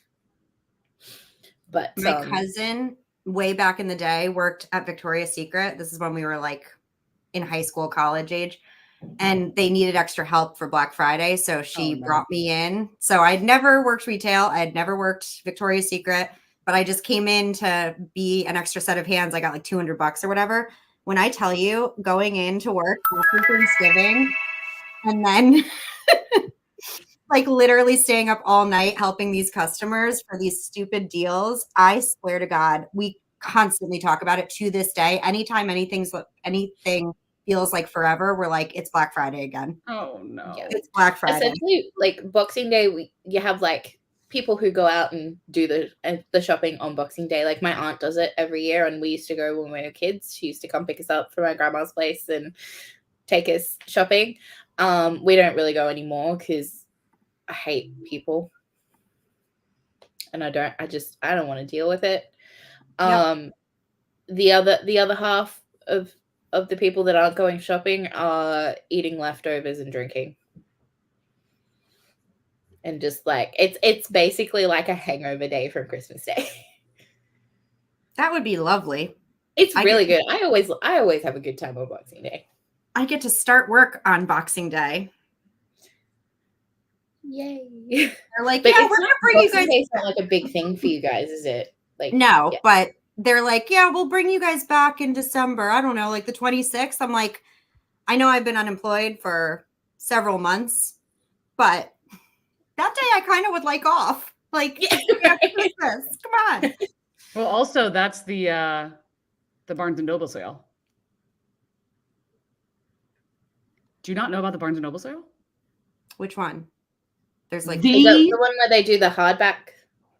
Oh, the hardback sale. Yeah. Well, I mean, okay, but Katie, I work a block from the Fifth Avenue Barnes and Noble. Like I go there on every lunch break, pretty much. So. Okay, but that's the middle of the day. The books could be ggone. Okay, but listen, I just hauled 170 books. Okay, I know. I know. I just had to say it. You know what I've been doing? I've been making a list. Well, I need to do it again, but I was like making a list of things that I was like, okay, this is a hardback. Like maybe I was like making a list of things that I was like, okay, on the day, these are things you need to look for. Don't get sidetracked by Barnes and Noble's best book of the year. I do that. So I don't know if you guys have charities that do big book sales, like secondhand book sales, but Lifeline over here twice a year does what they call Book Fest, and basically they rent out a whole like auditorium kind of thing, and they just line tables with books, and they sell them for like, you know, max $5. And I don't think I've ever been. I go every year, and I always like I go with a goal. Like last time, I think I wanted to find as many Anne Rice books as I could because I wanted like the Vampire Chronicle books because I wanted to reread them, and I don't like the new covers, so I wanted to get like the older ones. This time in January, I'm gonna do Stephen King because I don't like the new Stephen King covers either. I want like the ones from the 80s. And if I'm anywhere is going to have them, it's going to be Book Fest, and they're probably going to be like $2 for a hardcover. Katie, that list that you're making, maybe put it on Patreon at some point in case other people are curious what hardbooks are. Like what ones I'm looking for? Because I was going to say like, oh, can you send me that list? And then I was like, just put it on Patreon. I'm sure people would be curious what your shopping list is. We're filming it. Yeah. Because I don't pay attention to the sales. I'm bad about that. Okay. Do you guys want to sprint again? I know we usually talk a lot, but I have stuff to do. That was a lot of talking. I'm 2 chapters in, and I need to read more. That was a lot of talking. Yeah. Yeah. Okay.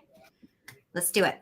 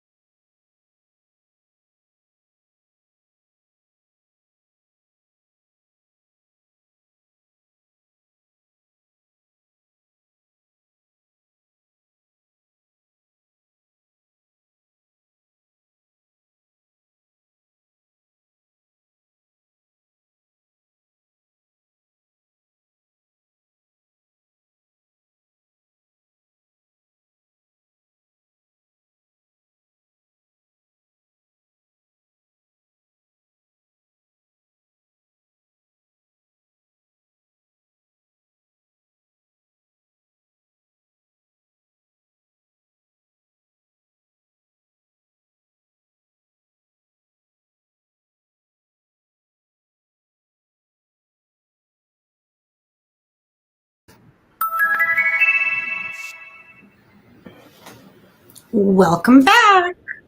Hello. I am loving this so much. Yay! Where are you?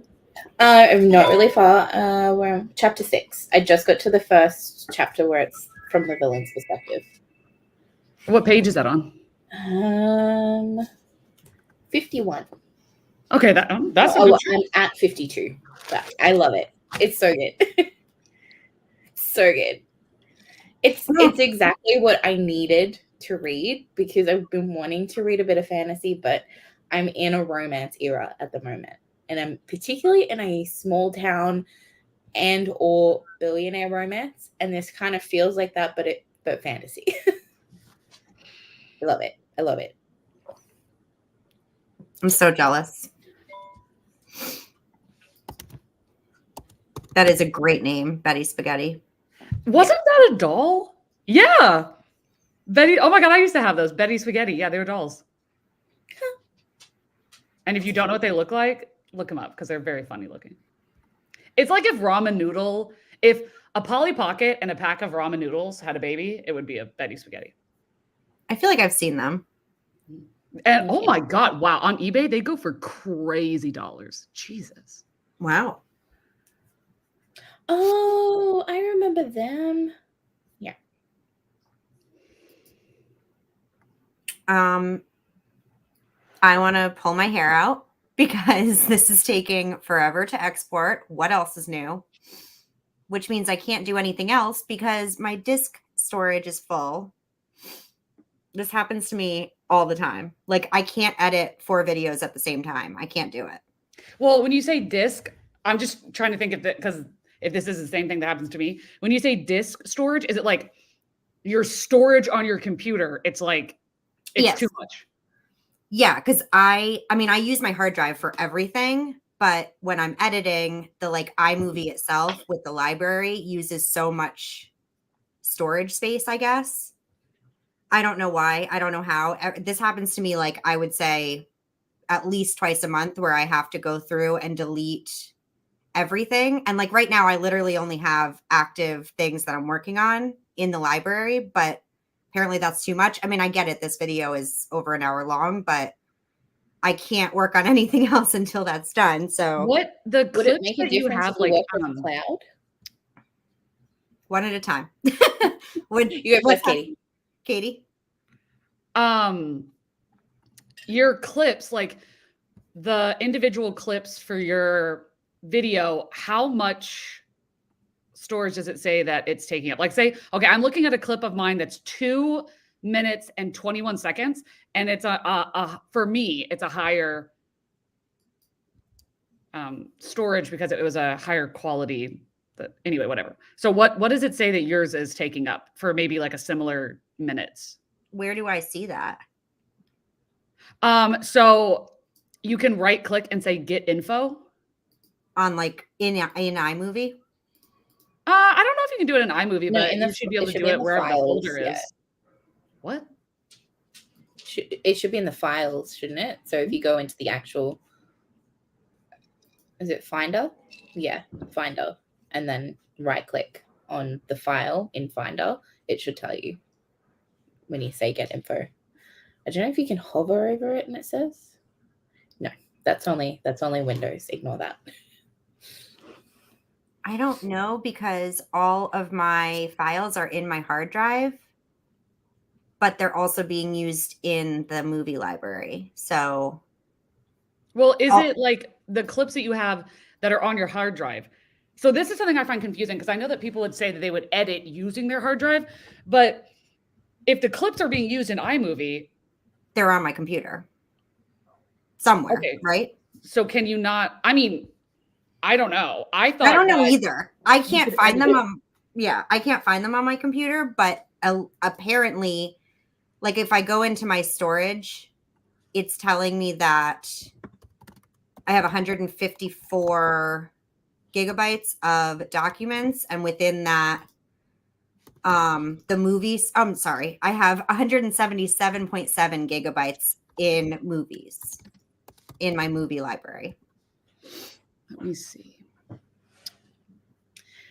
Have you tried using iCloud to store the stuff while you're editing it? I think I am. I'm so not technologically smart enough. I think I am, but like if you're editing it, I feel like it has to be out of the cloud and on your computer. This is so boring for everyone. I mean, I'm sorry. no, I don't.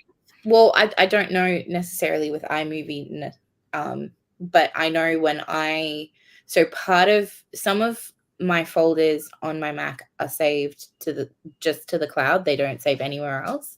And when I'm working on it, it just saves, and but it auto saves in the cloud. Whereas other. No, my bad. I was like, if you were done, but if not, I'm just saying that after you're done, I have this. And then other documents are just saved directly to the computer because I didn't get a laptop with a massive amount of memory, so I use the cloud more than I use the actual memory on the computer. Yeah. I honestly, I have to research it because I don't know if it's using the cloud. Katie. Okay, so I Googled it. There's two different things. So for iMovie, or for your particular predicament, because for me, it was something different, which could also be happening with you, but it's saying that, oh, you're using an external hard drive. Why is my storage being taken up on my computer? And it says that you have to open the movies folder and then drag the file named iMovie library to your external storage device. And you have to give it permission to use, because basically what it's doing right now is it's taking what's on your external hard drive, and anything that's being used in iMovie is going onto your computer when it doesn't need to. It should just be using, connecting and using your external hard drive. So I did that like twice. So now I have 3 iMovie libraries somehow in my hard drive. But when I go to edit, they somehow go back to the computer and the storage goes up again. So you're right. I probably need to figure out how to like give it permission to stay on the hard drive when I'm editing. It says when the library file is finished copying, which you can just delete the extras that you have, but not the one you recently did, like the most recent one I would keep. And it says, double click the library file on the external storage device that you want, like the one you're working on right now. So whatever the title of it is, you double click it and say, open it in iMovie. And then it's going to give you an alert asking for access to use a removable device, which is the external hard drive. And you just say, okay, that's what it says on the internet. Okay. I'm definitely going to try that. I don't know what to do because I'm right now. The other option would be to move the iMovie, not move it, but make it so that the iMovie folder saves specifically to the cloud, which you might have more. I don't know if you've got more space on. I don't like know. For me personally, I have more space on the cloud than I do on my computer. So I have any working documents, I have them uploaded to the cloud. Like all of my artwork and stuff like that, I keep on the cloud because the files are so big and I would have no space. And I'm in my settings now because I'm trying to remember how I did that. I just know that you have to pay like monthly, don't you? Yeah, I only pay. I don't need heaps of space. I've got the second level, and I think it's like $4.50 a month. So, well, Charlie, I don't know what you're doing right now, but like, if you are trying it, I guess like just to see if it works. Because if it doesn't, then we can brainstorm something else. So I want to try it, but I also am afraid because it's exporting this video right now. Yeah, maybe not while it's exporting. Because it'll try and save, because if that's saved to the same folder, it will try and it's exporting it to my hard drive. So, and yes, Lori, I have deleted every single video. The minute it goes on YouTube and I know it works, I delete it, the whole thing. 1,000%. So the only things I literally have 4 projects that are like current right now that are in the library. And even that, like I've deleted certain things that I don't need anymore, like within those projects, but it's still, I don't know. I have so many regrets because when I got this computer in January, I had no intentions of ever having a YouTube channel in my life. And I just got it for having a computer. And they were like, do you need more storage? And I was like, for what? For what? No, dude, I got That's mine me all the time. knowing that I had a channel and still picked like the lowest. It's too expensive. But I will say that I mean, it's difficult. And I'm assuming that's why I was wondering like what your individual clips, the storage it took, because my assumption, I have to be right about this. My assumption is that your clips have to take up more space than mine because yours is coming from a camera. I don't know if that's true. I don't know. Not necessarily. I think it's more dependent on the quality of the file type it's creating. Like, for example, I could take a regular photo on a DSLR, and if it's the same like pixel count as my phone, it's going to be roughly the same file size.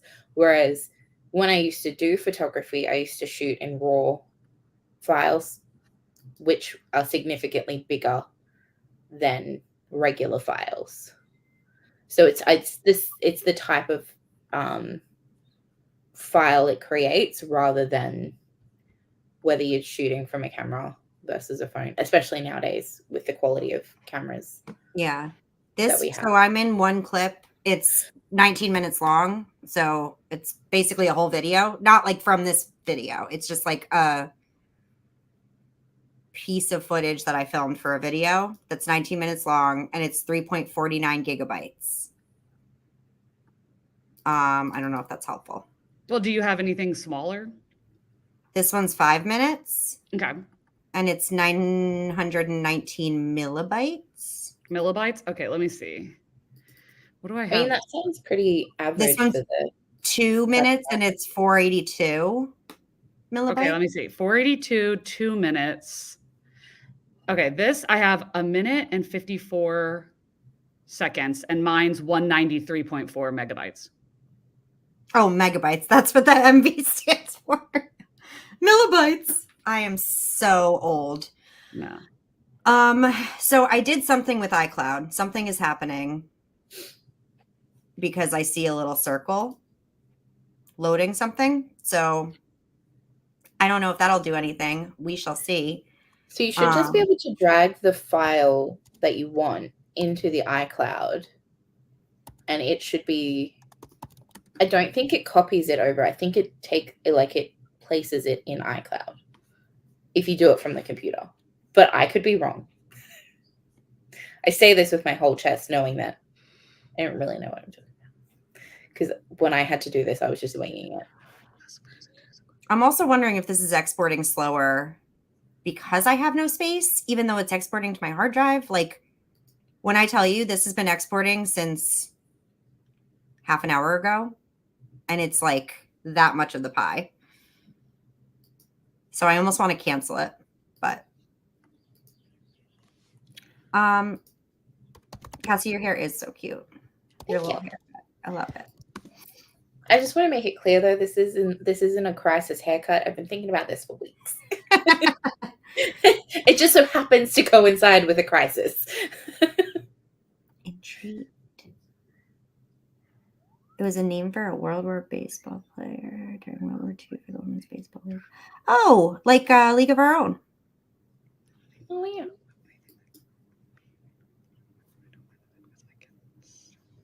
Ooh, give us some options, JoJo.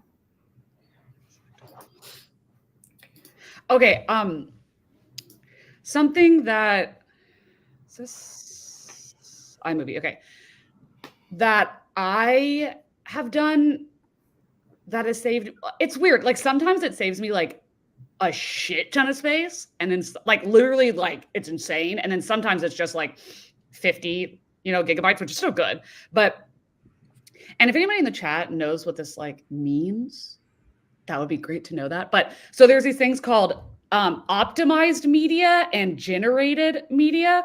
And it's like when the iMovie or Final Cut Pro is like constantly saving the video, but instead of like overriding what it's saving, it's like building up more and more and more and more data every time you're doing anything. So for me, when I am on Final Cut Pro and I go to file, I say delete generated clip files, and then I just click optimize and generated. And for some reason that saves me space. And this is saying that you can do that for, it says with library selected on the left sidebar, I click delete generated library files. Then from the pop-up window, I select everything. There is still a large amount of optimized media.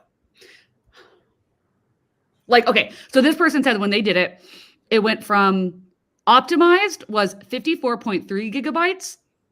And then the proxy, which was the after, is 5.3. Because basically the optimize is like, it's making your iMovie move as fast as possible. But I'm telling you that I delete my generated files all the fucking time. And I've never, let's knock on wood, I've never had Final Cut crash on me. That scares me. Like anytime I hear the word delete, it scares me, but I have done that before. Like so this happened to me when I was doing my bookshelf organization video. So that wasn't even that long ago. And I found something online that said to like remove all of the rendered files or something like that. Oh, this is not the time for happiness. This is what I'm looking for. Okay. This is the energy we're looking for. Now it won't even do it. So I did that. And then it also said to like, get rid of your cookies, which that I was like, what? But I ended up getting rid of pretty much everything. And I got my storage so low. I had never seen it this low. I was so proud of myself. And now it's a week later and I'm back to square one. And I just don't understand. Yeah, I am scared. Well, what freaks me out is that there's so many things I know that are probably in the computer that I don't use or that I don't realize are taking up space that I just don't know about. Google Chrome. Every time I go in to find out what's taking up space, Google Chrome apparently is taking up all the space. I don't know why. Oh, that's funny. When I go to applications, it says Final Cut Pro 5.01 gigabytes and Google Chrome 1.13 gigabytes, but everything else is like way lower than that. Yeah, and I only use Google Chrome for this, literally, for sprinting.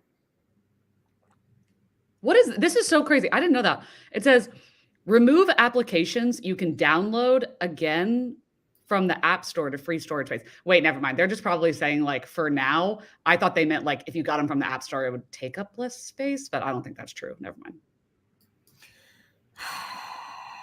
Also, why is there shit that I hate the pre-programmed stuff that you can't delete? Like, what is freeform? I'm not going to fucking use that. I don't know what freeform is.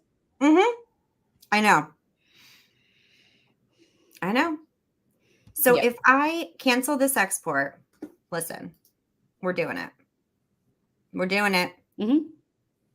If I have to stay up all night, I will stay up all night. I already was planning on doing that because I also have to pack and try to edit 3 more videos. Kill me.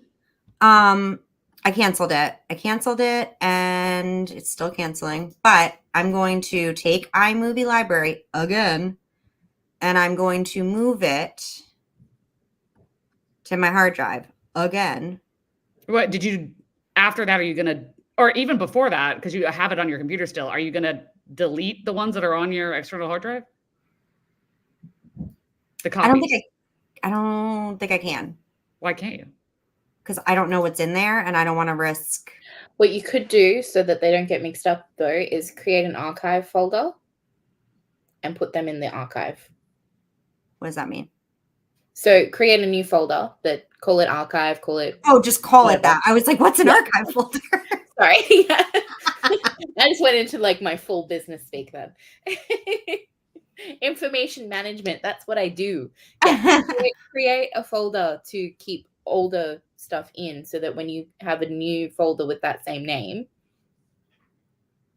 it doesn't get mixed up with anything. And then you just have to remember that they said that you have to go on your external hard drive and then go to that folder for iMovie and the project folder that's like announcements, whatever you're doing, and then double click that and say open on iMovie, because that's the only way it's going to edit through your hard drive.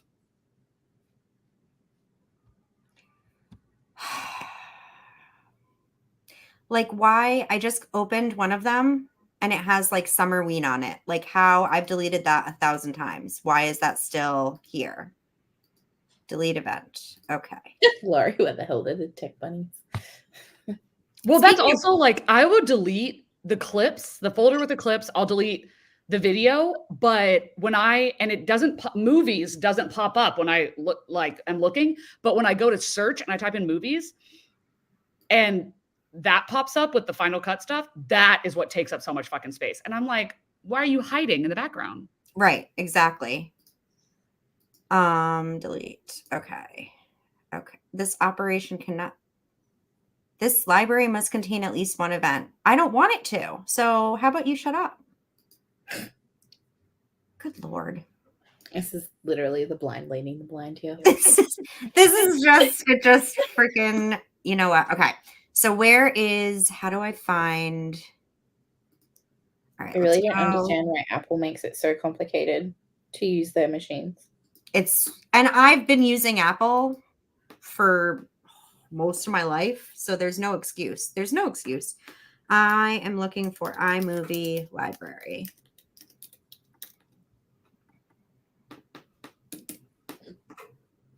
Okay. So this one says it was last opened on November 17th, but I don't understand that. But we're going to take it and we're going to put it in the drive. I'm throwing up. If I lose this Iron Flame vlog. No, but you've done it before and you didn't lose anything. Right. I'm just saying, if I do, this is my announcement. It's the end of Charlie's chapters. I'm done. An older item named movie library with an extension already exists. Can you replace? Can you replace it? Replace. I'm doing it.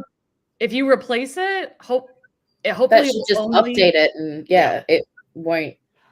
It'll only take up the extra space that if it's a larger file than the one it's replacing. Okay. There's only 2 projects that I like never finished that I have been holding on to. That if they like disappear, it wouldn't be the end of the world because I still have the footage. I just would have to edit it over again. My Haunted Hotel Chelsea vlog, that one. And then I think obviously it sucks to risk it, but at the same time, if you can figure this out, how to edit through your hard drive, it'll be worth the risk. Oh my God, because this is half of the time I spend doing this stuff, like when I'm editing. I did clear my cache the other day, but I don't know if I did it from Chrome specifically. I think I did. I'm going to try that. Wait, how do you do it from your what do you mean? You just did it on your computer as a whole? I don't remember if I did it on Chrome or Safari. Oh, okay. I was like, there's an all button? Everything. I use Safari for everything. Why? Literally. So like I figured that's probably where most of my info is. Where the hell are the tech bunnies? Can somebody call Amy?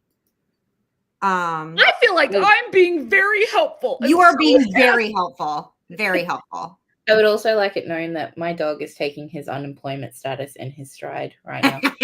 That's such a good photo too. Yeah, there's also this one. Oh my God.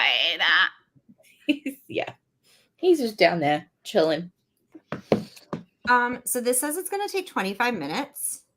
To what? Move this file to my hard drive.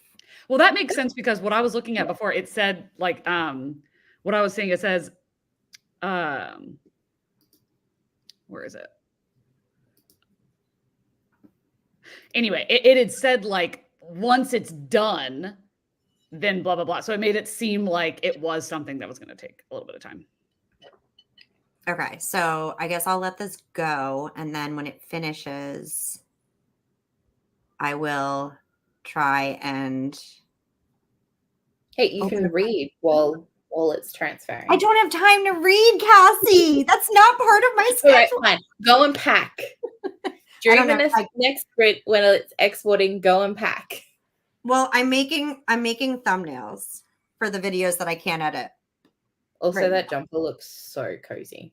I was so cold today, and this is because I was filming in like 7 different fucking dresses in the middle of winter because they happen to be red. So I was like, well, I'll wear this. But it was so cold that as soon as I was done filming, this was all I had. Also, side note completely, but I thought of it because of Summerween. Look what I just got. It's my You winter just ween got it? book. That's so cute. Wicked winter Sorry. bookmark. There it That's is. so cute. Isn't that cute? Love I that. actually, I don't want to talk about how many bookmarks I ordered from this shop. But you know how when you order things on Etsy and then you forget about it and then all of a sudden a month later it's in your mailbox and you're like, oh my God. Can I just say it's so easy to order like 10 bookmarks because they're so cheap. And you just go, oh yeah, add to cart, add to cart, add to cart. And the next thing you know, you spent $20 and You know what? I feel like this is such a privileged thing to say. I've never bought a bookmark. Never. Because they just somehow end up in my life. Like, well, then again, I don't know. Okay, actually, I say that. Yes. A lot of the bookmarks I've had for so long because if I like it and it finds its way to me, like 2 or 3 of them I've had since high school. yeah. And they're leather. They're still going strong. Yeah, no, I've got some that I've had since, one in particular that has a Groucho Marx quote on it that says something like, outside of a dog, a book is a man's best friend. Inside of a dog, it's too dark to read. Like, Okay, wait. Let's show a haul. Let's show our Is entire this a bookmark haul? Yeah. First of all, this is all from Bookmarks by Alicia. So the Winterween one, obviously, Yeah. Rachel created, but the rest, I mean, this whole shop is her. I have Mary Bookmiss. Oh my. I have Ew David. Oh, wait. I'm not there. Wait. I didn't realize you guys left. Wait. Go back to the beginning. Okay. Mary Bookmiss, because I figured I'm doing Bookmiss. Okay, I know this is annoying, but can you make yourself full screen so we can see you? Yeah, you think I know how to do that? She did it. Okay. There we go. This is aggressive. Okay. Yes. So this is Mary Bookmiss. I have a problem where I need every bookmark I use to match the book. So I needed more options. I love my bookmarks that I have, but I needed more. Ew, David. Yes. You're like really pretty. I love that one so much. Me too. Love that journey for me. 'Tis the damn season. Mm-hmm. We have a Taylor Swift one because Why wouldn't you? why not? It was cute. Slasher films and popcorn, please. Mm-hmm. It's big city lawyer returns to her small town for Christmas and magically falls in love with a handsome Christmas-loving man in plaid season. Yes. But first, coffee. What's your favorite scary movie? Oh, I like that one. Me too. Iced coffee addict. Uh-huh. Dying to finish the book. Oh. Till death do us part. Ooh, They look like they're really good quality. They're too. great quality. And I usually use wooden bookmarks, but I really like these a lot. Like, seriously, shout out to Alicia. Rose Apothecary. Best wishes, warmest regards. Fold in the cheese. Some of these were like packets of 3. I love that one. Folding the cheese. Stay spooky. We're almost done, I swear. All I want for Christmas is books. It's spooky season, I already showed. Book club, don't you mean wine club? Mm-hmm. And sweater weather. Yes. Wait, And- are those all of your bookmarks? Or are those just the ones you bought? What do you mean? Oh no, these are just the ones that I just got in the mail today. Oh my God. Where did you get them from? What? What was the Etsy store? I lost our. Oh, where am I? Oh, hey, look at that. I don't even know where we are. Here we are. It's called Bookmarks by Alicia on Etsy. And she gave me a 15% off thing. So I don't know if this will work for you guys. But it says use this code 15% off your next purchase. Thank you, 15. If anyone's Oh my God, I love the one that says calmer as a cat. Love it.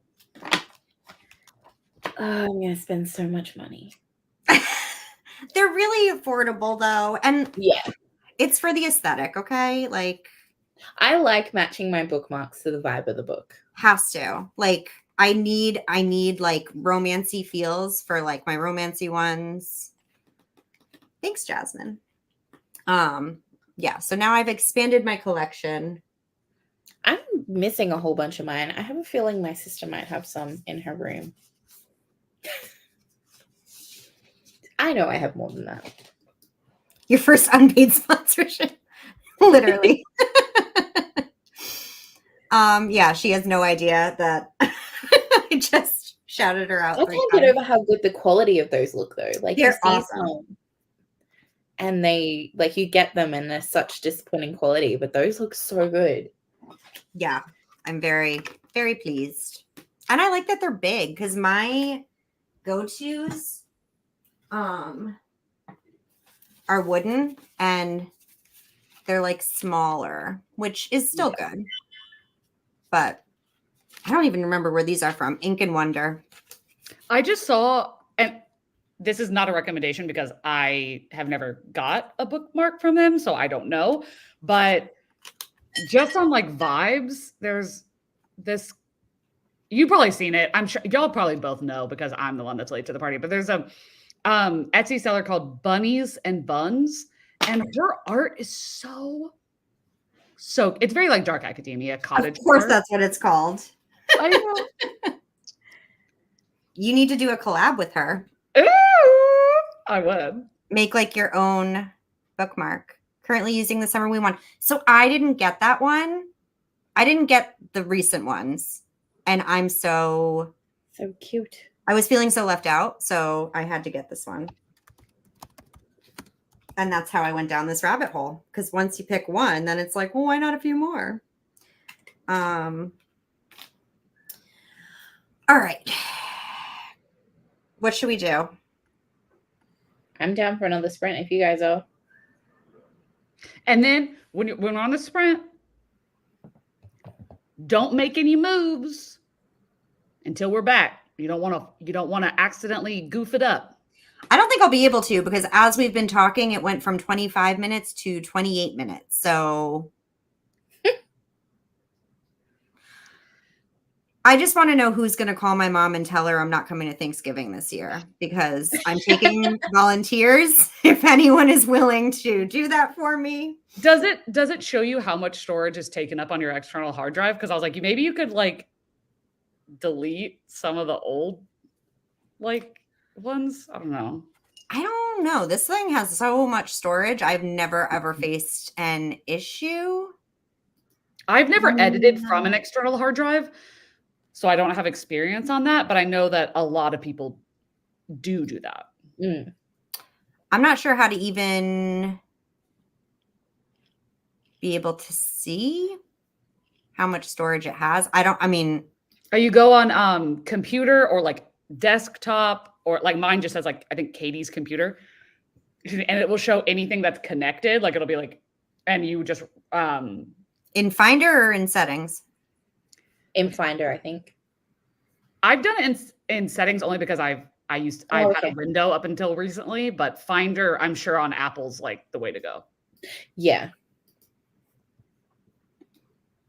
If you are in settings or on Finder, you can look at network and it tells me on other services, it tells me everything that is connected to my computer. Yeah, I see what you mean there. Yeah. I'm going to cry. Good cry. The first time this happened to me, I deleted accidentally every single thing off my computer trying to fix this.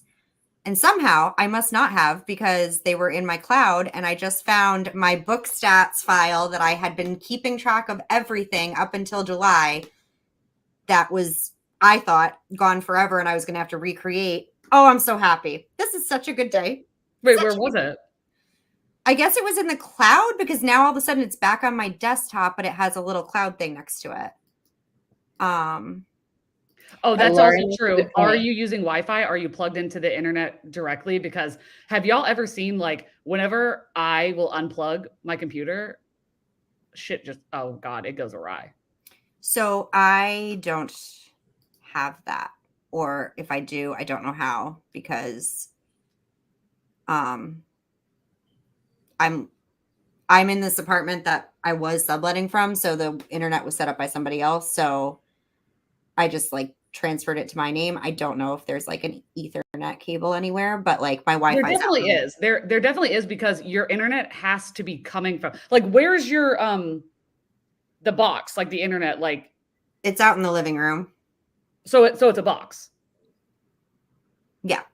Yeah, Okay, so so that's what you do. Yeah. So There's what you two. do is, let me show you. Okay, so I don't want to unplug it, but like this orange, this yellow one, this is the cord that I got that hooks up. So the external how you directly connect it is you get the cord that hooks into your box, and then it directly goes to, I can send you a picture, but it's basically like one of these that Okay. plugs into your laptop, and then you plug that in and you turn off your Wi-Fi and you're directly in, and it really makes a difference. It really, really does. I swear, honestly, I have found that whenever I upload my video or export my videos, I'm not even shitting you, it takes a fraction of the time now. Okay, that's something that I'm going to have to do then, because when I tell you that, like, not only exporting, but then uploading a 30-minute video usually is about 2.5 hours uploading. No. And half the time I have to watch it, because if I don't, something might go wrong. And the one time I didn't watch it, something did go wrong. And mine, whenever it goes to sleep, it will like stop doing it and it'll fuck it up. So I turned my shut up, Jesus. Like on my phone where I turn it where it will not go to sleep unless I tell it to. I do that too, because but then it's like every time I do that, it's like warning me that this is going to kill your computer faster. I'm like, yeah, I'm well aware, but see, mine is only, I never like unplug it. But okay, one thing that might be annoying for you is wherever your internet is hooked up, you're going to have your computer within a cord's distance of that when you're exporting and stuff. And honestly, I'm going to be for real for you right now. You might be thinking like, oh my God, like I'll only hook it up over there when I want to export a video. When you get a taste, I'll never internet. So here's okay. I'm going to give you one last piece of insanity and then we can sprint. I have been doing this for 5 months, and for some reason, I've decided to buy a camera and buy Canva and Epidemic Sound and shut the hell up. My next thing, which literally I almost pressed purchase on yesterday, because I'm going to my mom's and I can't bring this computer with me, which means I can't work while I'm at my mom's, which is killing me. I almost bought a MacBook. I can't afford a MacBook. I don't know if you remember, I haven't worked in 6 months, but I'm like credit card, because it's necessary, because I need to be able to travel, which I never, again, when I bought this computer, never planned to do. So now that's my next purchase. I'm going to treat myself to that when I go back to work at some point. But then what I can do is I can take my hard drive, I can edit here, and then take my hard drive to the laptop and plug it in over there to upload. Oh, right? I didn't realize that what you were working on was a desktop. Yeah. Oh. And she's big. So when I tell you I've tried to figure out how to fit it into some kind of a bag to carry it to my mother's, I know I have a problem. But Can you take that desktop I know that is a big ask, but is there No, any but way it's that you so light. can you basically have an office space like what you're sitting at now in like feet distance of where your internet is plugged in, and then you wouldn't have to know? I mean, I'd have to There's gonna redo be my. cords that are how what I mean, your apartment can't be that big. What do you think the distance is between where you would need to plug it into your computer and where you would need to plug it into the She's got a 3-bedroomer, girl. It's not that big, but I don't know. It's because surely like tech stuff you can buy like feet and feet and feet and feet of right. I mean, it would literally. The Cool. problem is, it would literally have to run through my living room and like living room / dining room, and then down this hall and into this room. It's. Right. I guarantee I could do it. But also, like, this computer is light enough that if I needed to, I absolutely, and I have, just unplug it and bring it into the living room. I've brought it to my bed before. It's big, but it's light. But I also just now am realizing that I think I need a laptop too. So I asked my sister how long her student ID lasts after she graduates, because I'm hoping that'll help me. Oh no, Charlie, have you not heard me say this before? On Apple, they do honorary system. They don't ask you for your ID. You can get a student discount if you just know where to click for. Really? Oh, bitch, let me tell you. You scroll to the bottom of Apple, and there's the gray, and everything's like in tiny writing. And then in really like discreet light gray, it says like student, or like for college, it says something like that. Click it. The second you click it, everything is on sale. Except for iPhones. iPhones are not. Well, that's fine. I never buy that from Apple anyway. But so what I did is I got, it's a chunk of change. No getting around that. It is a chunk of fucking change. But I'm pretty sure that you can buy, I might be wrong about this, and maybe this is just on eBay, or not on eBay, but on Amazon. You can buy like refurbished, which they have them on Apple too. Okay. So for me, what I would tell you, if you are going to get it through Apple, the one thing that I would say, spend the money and get this one thing is when I got mine, it said, oh, because you're a student, do you want to get like the student package? And to be frank, I haven't used the other two things because I don't know how to use it and I hate change. But it was a bundle of, it was like Adobe Acrobat, something else that was important, I don't know what it was, and Final Cut Pro. And it was like, for all three of them, cheaper than what it was to buy Final Cut Pro individually. And I'm telling you right now, Final Cut Pro, it's good. I know. It my kills old me. editing software, it crashed. Oh my God, it crashed so much. Yep. iMovie is a nightmare. And the limitations is killing me because there's so many things I want to do. And like, I'm constantly Googling hacks to do things that you can't do in iMovie to try and figure out like how to have more than 2 layers of footage. Come on. Are you kidding me? Like, which I figured out, but it's not easy. I want Final Cut so bad. That's literally like on my list of things. So I think what I'm going to do is get a refurbished student laptop on Apple. I've bought refurbished from Apple before and it's fine. Because all I need it for is like editing, uploading, whatever. Like, it's not like I'm going to be using it regularly. So I think that's fine. I don't need a fancy one. Do you remember the white MacBooks that they used to Mhm. make like years ago? I bought one of those refurbished when I was in uni. So like 2013. That thing lasted me for a good 4 years. And it was, the model was at least 18 months old when I bought it.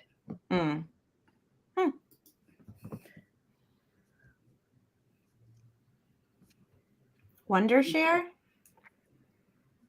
Is that's editing, Jose? Yeah. I've not heard of that. That's so cool. I'm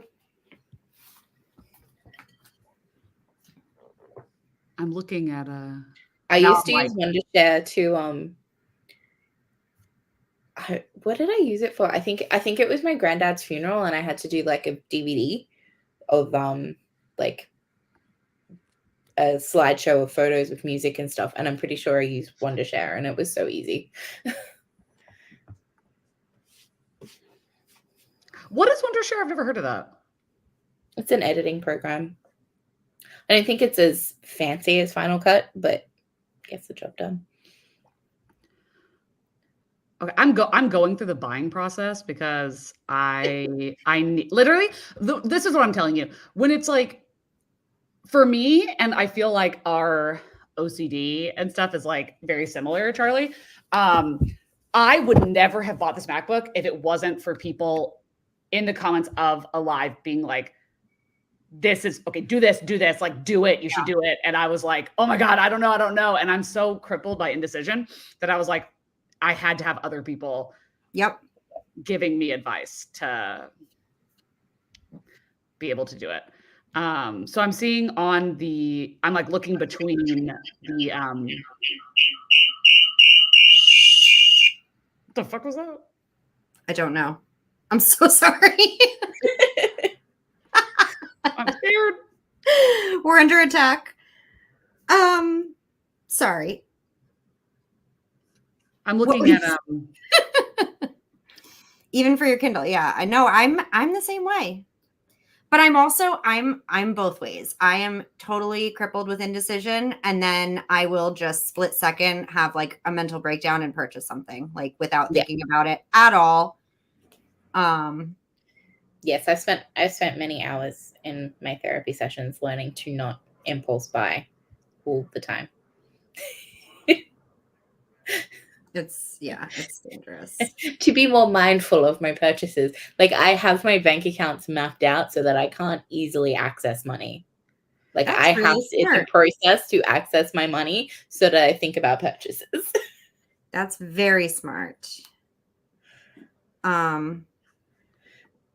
Jersey. Impulse buy is my middle name. Messages from outer space. Yes, they've been making contact. They're worried about me. That's how I decided to get married. That's impressive.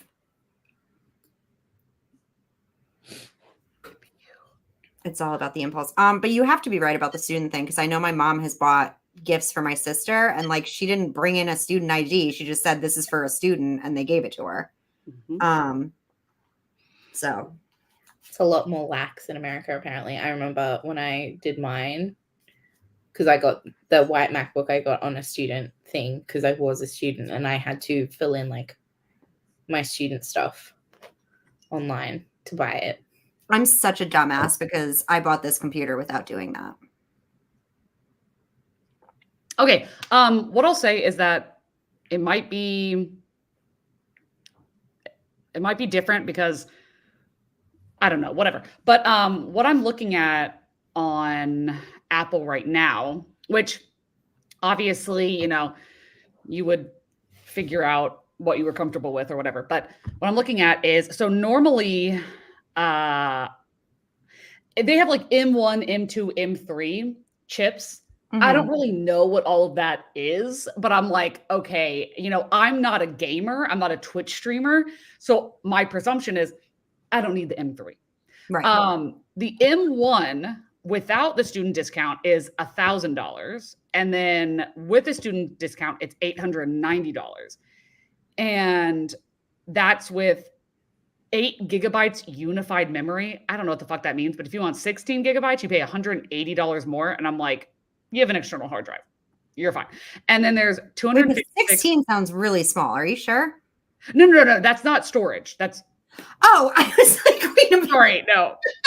Oh, that's the RAM. Yeah. I was like, that's like a mini iPhone. No, it's okay. So basically the memory is how many apps you can have running at the same time. So it's not storage that is being continuously done. It's how much you can do at one time. Okay. And obviously that's still cheap compared to other ones. But so if you want to do the 16 gigabyte, okay, cool. And then there's how much storage. So with it just basic, it's 256 gigabytes. And then if you want to do doubling that, it's $180 extra. If you wanted to do 1 terabyte, it's 360, and then 2 terabytes is 720. Obviously, it's doubling as it goes. But if you didn't do that, it's $890. And then the Pro Apps bundle for education is $199, and it comes with Final Cut Pro. Listen, I know these things are important. I don't know what they are. Sorry, but Motion, Compressor, Logic Pro, and Main Stage. I don't know what the fuck any of that is, but I know that it's a big deal. I will also say I've just looked at mine because I couldn't remember what I've got, but I got, keep in mind, mine's a MacBook Air, so it's smaller. That's actually what I was thinking about getting, just because it's easy. I really like it. I've got the M1 chip and 8 gig of memory. And like, I'm not a gamer or anything, but I do play The Sims on this. And The Sims is notoriously laggy. And I don't have a problem. I know it hasn't crashed for me. It loads really quickly. It loads quicker than my Windows computer used to. So, and I've got like all the packs. So, it's, yeah, I don't have a problem with that level of memory and that chip. I will say one thing just for the future, just to keep in mind, is when I looked up, when I was like, well, I don't know what these other things are. Is that even worth it? When I looked up how much Final Cut Pro costs, just with Final Cut Pro, it's $299. That was my next question, because if you're just getting that, if it's more, then obviously I'll get the other shit that I'll never use because it's cheaper. I did see that. So Logic Pro and Main Stage seem like things that work together that are more for audio things, like whatever. I don't use that, but it did say that Motion and Compressor are specifically utilized in Final Cut Pro so that you can have like specific export, whatever. Anyway, they're things that go for Final Cut Pro. Logic Pro is a music studio. Yeah. The only time I've ever used something like that, no, I used GarageBand, was when I was using an external mic and it wouldn't let me do it any other way. Okay. All right. Well, this has been a fun technological journey. Oh, sorry, I forgot to tell you when we were talking, I just realized that was confusing. Everything that I've been talking about so far is a MacBook Air. Yes. Okay, sorry. I thought that maybe you thought that I was talking about MacBook Pro. The only reason I knew that is because I literally had one in my cart 3 nights ago. I'm not kidding. Like, I was this close. I can't, and I shouldn't. I've not used the MacBook Air for any kind of video editing. I have used sketching software, like digital art drawing software, on this MacBook, and I've never had a problem with the level of memory I've got and the type of chip. And I was told when I got this one that, because I got this one cheap, because the next day they were bringing out the M2, the MacBook Air with the M2 chip in it, and the person that I bought it from, I was like, look, this is what I use it for. Should I wait a day and get this one? And even though they could have made more money, they still were like, no, it's not going to make a difference. I'm literally, I don't even think I'll use it for editing. Like, it's literally, I'll use it for editing if I have to travel or like, edit at work or whatever. But like the majority will just be for moving it to the Wi-Fi or to the Ethernet. So it's like good to have an extra editing option, but it's not like I'll do majority of the editing on here. Well, one thing that would not be easy with that is if you get Final Cut Pro, it will be downloaded to your laptop when you get it. You can't transfer it to your computer. Why? Because they pre-program it. Like it's literally built into the computer. So I don't own it like if I have multiple computers, I can only use it on one computer. No, they don't let you do that no matter what. That's the dumbest thing I've ever heard in my life. I mean, okay, well, maybe I don't know. Maybe Maybe if you in the Apple No, universe, I'm pretty sure you're right, Katie. Because when I got my uni laptop from Apple, I bought the student Microsoft pack, and it was pre-installed on the MacBook for me. And I couldn't use it. It was a license just for that MacBook, and I couldn't use it anywhere else. That's silly, but it's kind of like they must register the license to that particular laptop. Well, I'll probably just buy Final Cut Pro then, because like, I don't know. We'll see. Wait, let me Google if you buy Final Cut Pro, if you can use it. Can you use it on multiple computers? That's how they control the money. That's right.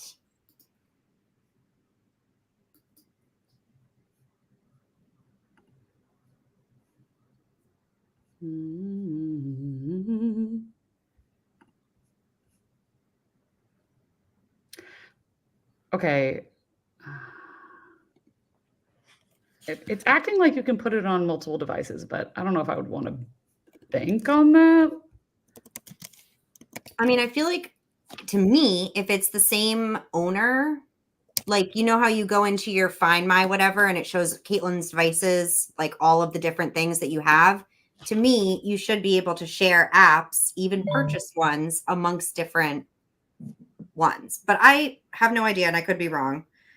Either way, it'll be a treat to myself. You know what I'll do? Here's what I'll do.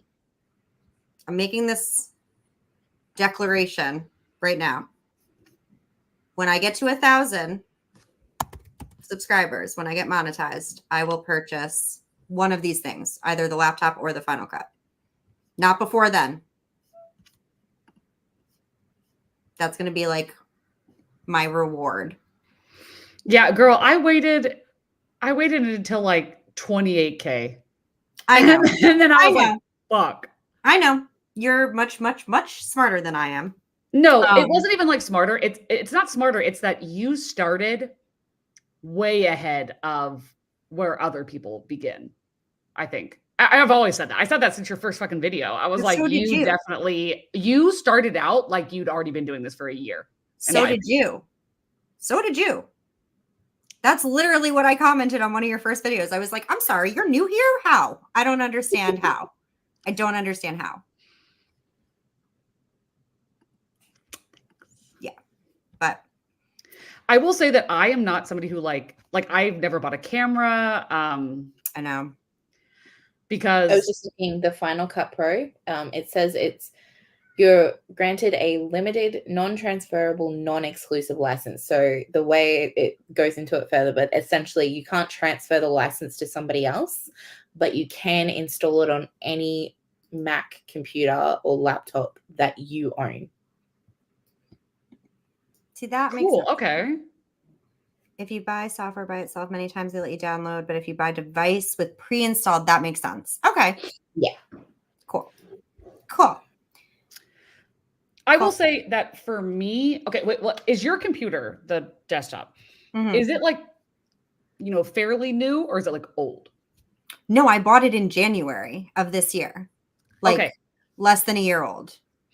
And this is not like this is what you should do. It's like, for me personally, is that what I did was like I used to have a desktop a while ago. Mm-hmm. But for me, I was like, I'm not going to do a desktop. I'm going to do a laptop. And I got rid of my desktop, which for you, since it's in January, you could trade it in.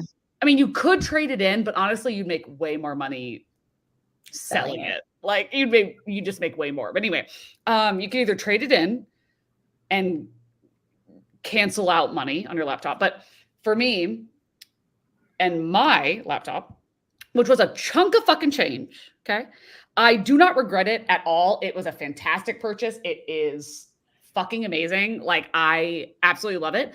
And for me, even though I never go anywhere, I don't leave my fucking house. But if I did, I have my whole unit that I can take with me. Right. And then you don't have to have two things. You don't need to have a desktop because I'm plugged in to the fucking internet. I'm plugged in. This is a desktop. This right here is a desktop. Totally. But I can make it a laptop if I want. Yes. Yeah. And that's why I went with laptop over desktop as well, because I also, like, I don't go anywhere, but I also have trouble sitting in the same spot for too long. See, and I get that. Like, when I bought this, the only thing I was using it for was therapy, which was just Zooming and like doing my taxes. Like, it was like, I just wanted a computer because my MacBook Pro died like 2 years ago and I just never got a new computer because I didn't need one. And then I wanted to treat myself. And I've always in my head wanted to have like an office with a computer to make it look whatever. So I did that. Again, never ever imagining that I would ever need a laptop for anything else. I don't need it for work. I don't need to travel with it. I have an iPad. Like, this is only because of YouTube that I'm like, damn, and it's only the few times that I have to go away that I'm like, oh my God, I have to literally get everything done before I leave because there is nothing I can do once I leave this house. Like, I don't remember who it was that was talking. It might have been Olivia. I don't remember, but somebody that said that they had a MacBook, a laptop, and that they bought, which is way cheaper. They bought a monitor and a keyboard and everything. It was like, it's a desktop. It's just connected to my laptop that's over here. Right. But I have, and I was like, that's really smart, actually. Yeah. Damn. No, that's totally smart. Well, that's how with my work stuff. So my work issue computer is a laptop, was a laptop. I have screens set up on my desk so that I can use it I can have it as a desktop set up with multiple screens, but it's still a laptop. And if I want to go sit on the couch and work, I can do that. Or if I need to go into the office, I could do that. And that's how I have it set up with my MacBook as well. And that's why I've always, like, since uni, gone with laptops, because I can have that desktop set up. And it honestly, I did the calculations. It was going to be somewhat cheaper anyway, or at least on par, to get a half decent screen. And again, I'm not gaming seriously or anything like that. I don't need a gamer screen. I don't need gamer setup or anything like that. I just need the cheapest of whatever. Well, as long as I can see it, it's fine. Getting a good, like, big screen, like monitor, keyboard, mouse, is way cheaper than paying for a desktop and a laptop. Laptop? Yeah. Yes.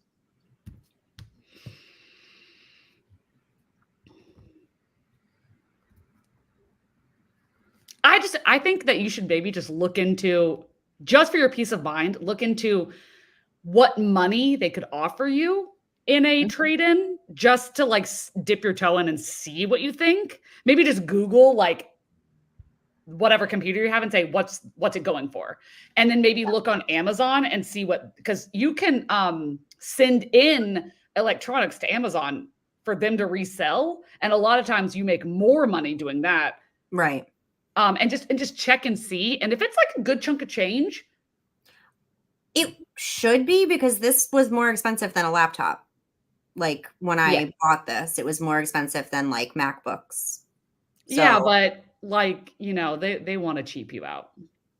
Yeah, I know. 10 seconds. Oh my God, did we time this perfectly and it's about to be over? Which is ironic because I was like, well, let's sprint while it happens because it's going to take so long. It's done. Oh, did you hear the boop? Yes. That's it. So now we need to see the live action of seeing if this works. Okay, go. What am I doing? Oh, okay. So you copied it. So Yes. does it have extra that you don't need that you can delete, like the old copied? Because now you would have 4 copies of your iMovie library, correct? Right now I have 2 because I replaced the one. Oh, only 2? I have another one that has 68 gigabytes, which I'm opening now to see what is in there. It has 1 video.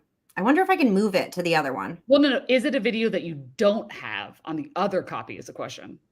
Oh, don't know. How would I know that? Come on. Really? This is when I get annoyed. Just said this is a brand new computer. Circle of death. For what? Well, it's also probably because the storage is like max. Yeah. It's loading.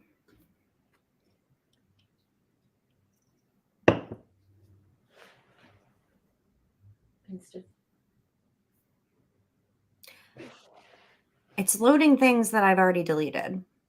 You may have deleted it, but because you have so many copies, it might have.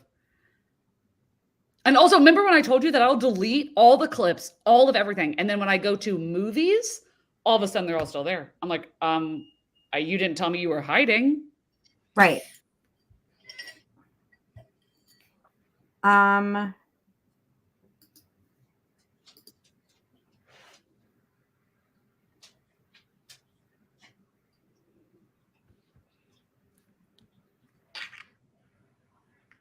It's literally, this is still loading.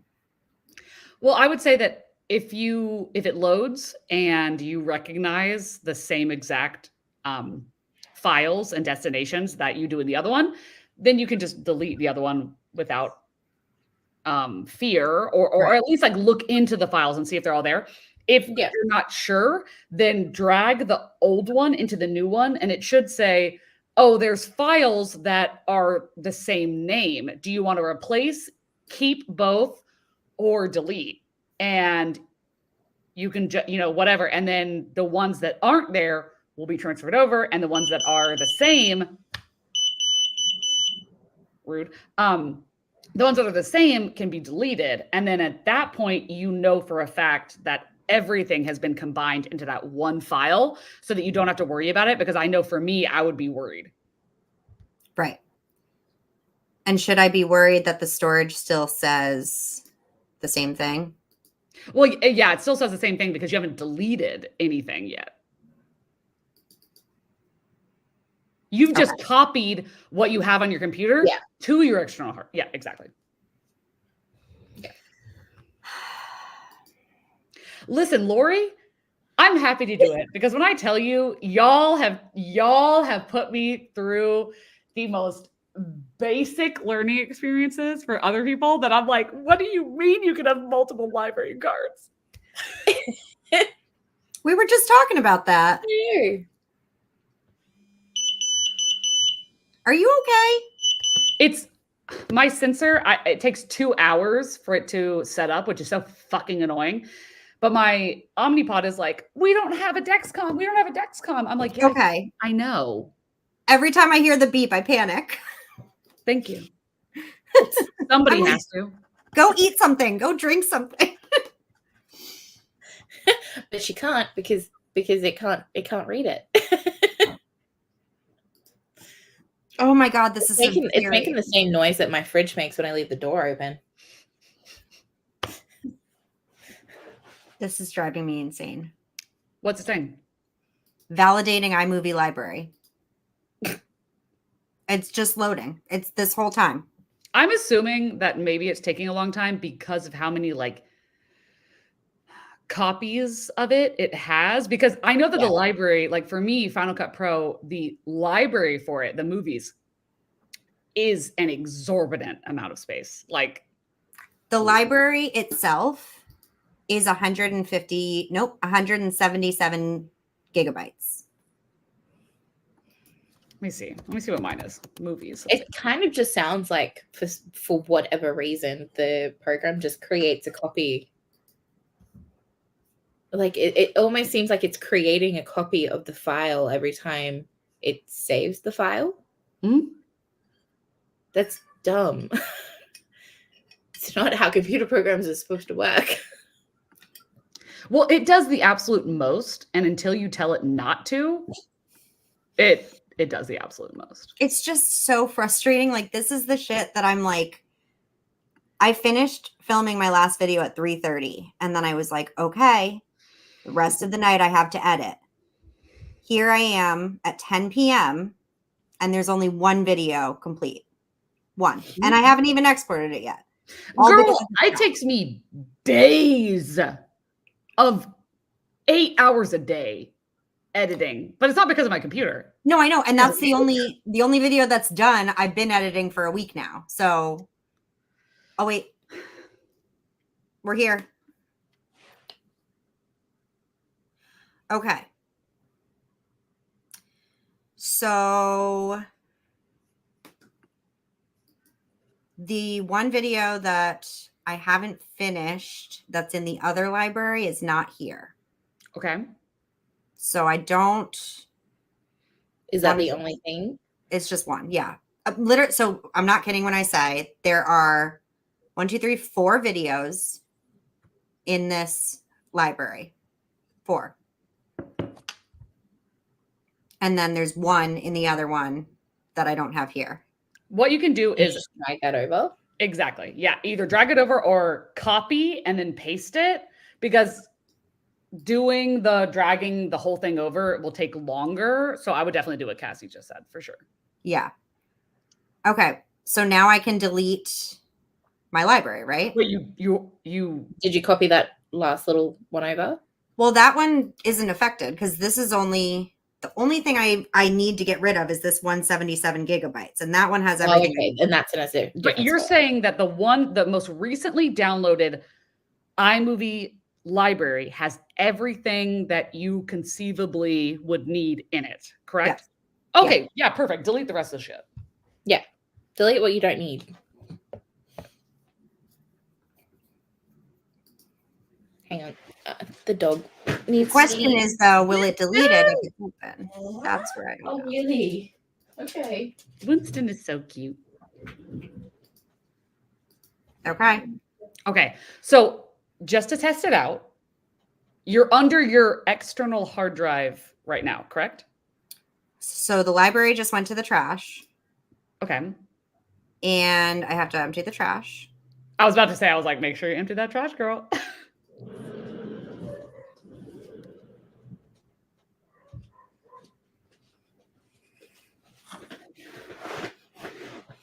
I now have 89 gigabytes of storage used. That's it? I'm telling you, it was all this That's library. crazy. No, dude, that's amazing, because that means, okay, well, I don't want to say it yet. Let's test it out. When you go to the external hard drive on your computer, which you found out how to do that, right? Like finding your external hard drive on your computer. I mean, it's on my desktop. I don't see where I can tell you how big it is. I'll be back in a No. second. I just meant. Okay. What'd you say? I'll be back in a second. Oh, okay.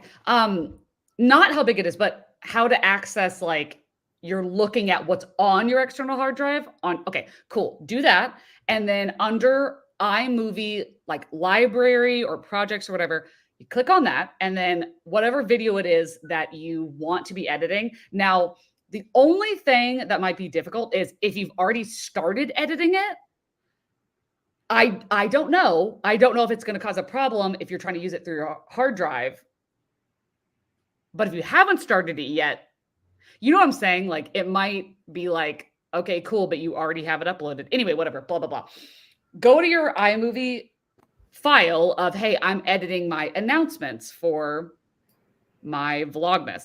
And then if you either right click it or double click it and say open in iMovie, and then it should ask you whether or not you want to edit from an external hard drive.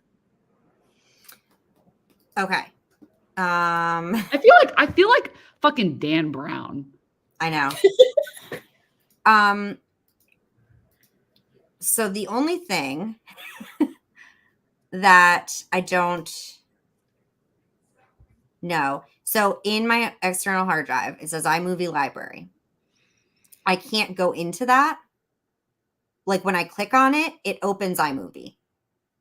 And when iMovie is open, it's too late for me to do what you just said, the like use the hard drive thing, right? Yeah, but before you were seeing what was in the iMovie library. Why are you not allowed to do that now? I mean, in iMovie, I can see that. iMovie is open right now. That's but before you were saying that you were looking at what was on the external hard drive and what wasn't. In my storage, you mean?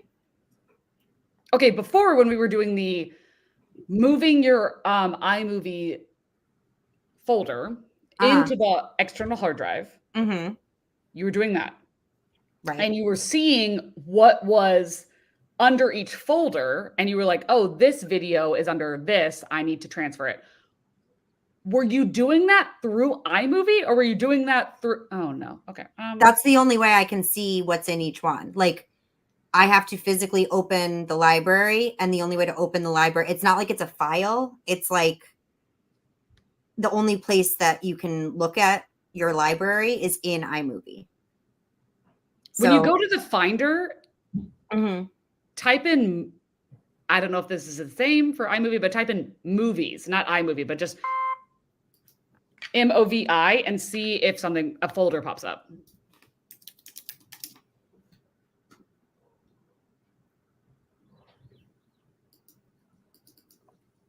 Mm-hmm.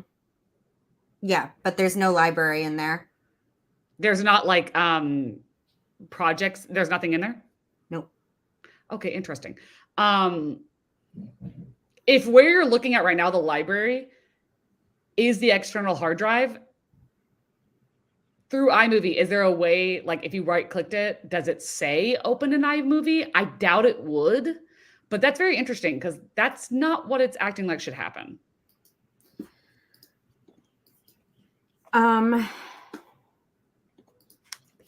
See, and like it's weird because I opened it, right? And my storage is still low. All right, let's open with. The only option is showing iMovie. Yeah. Okay. Does it pop up with a access, like you have to accept access? No, it just says default. Okay, if you go into where you say where it says open with, and then you see how it says iMovie default, then it says App Store, and then it says other. I think you can then, it should open like another like Finder window. Yep. And then if you scroll down and select iMovie and then say always open with. Oh, I literally just found this now.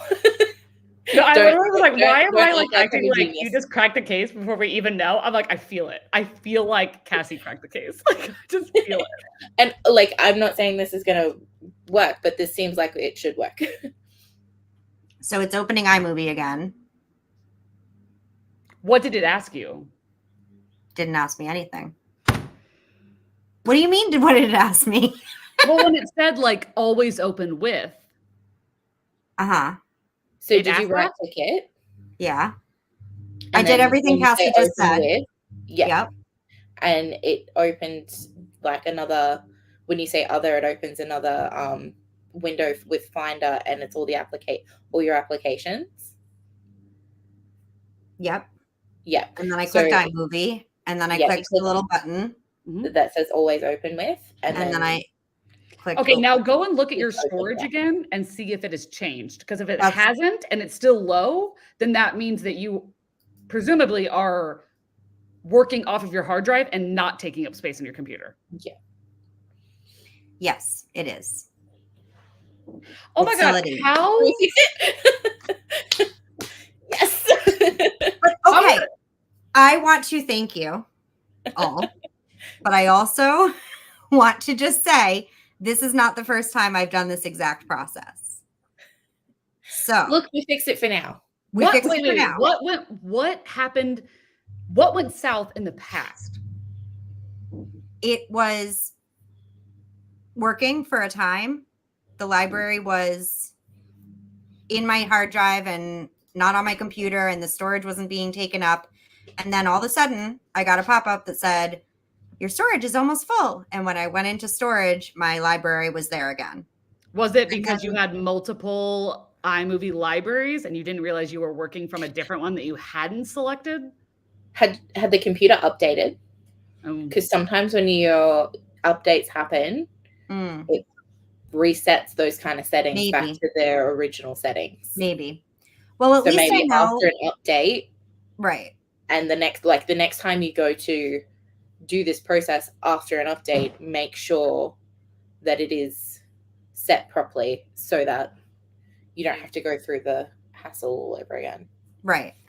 I mean, at least I know exactly how to do this. So, like, if this happens again and again, I can just keep doing this over and over again. No, I think, okay, one. Yeah. That one Yes. fucking killed it. But also, I'm going to need you to all remember this, because when I want to edit from my external hard drive, I'm going to forget everything that happened right now. Oh, I got you. I got you. We'll It's just just come back ironic. to this, replay this. It's ironic because literally this stuff has been in my hard drive this whole time. And somehow it also ended up on my computer. Now, the only question I have, let's do one more test. If I open a project, is that now putting all of that library information onto the computer? It should. Oh, I see what you mean. Yeah. Because that is. It shouldn't. It should now be set to save directly to the. So it shouldn't be creating copies. Mm. And if it does for whatever reason, one way to make sure that it is still saving to the hard drive is to copy that over from the computer to the hard drive. And if it, hang on a sec. Who's in your house?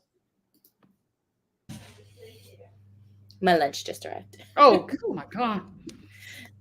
Should we do another sprint soon? Yes, please. Yeah, it looks like it's still good. Okay. Woohoo. Yay. Thank you all so much. And I'm so sorry that I interrupted your evening with this help desk with this Geek Squad. I have to pay it forward because I've done this many times. So now hopefully I can export this video while also editing something else. Here you go. Wait, Okay. did you start exporting it again? Not yet. Okay, I'm just interested in if it'll take less time, because it should.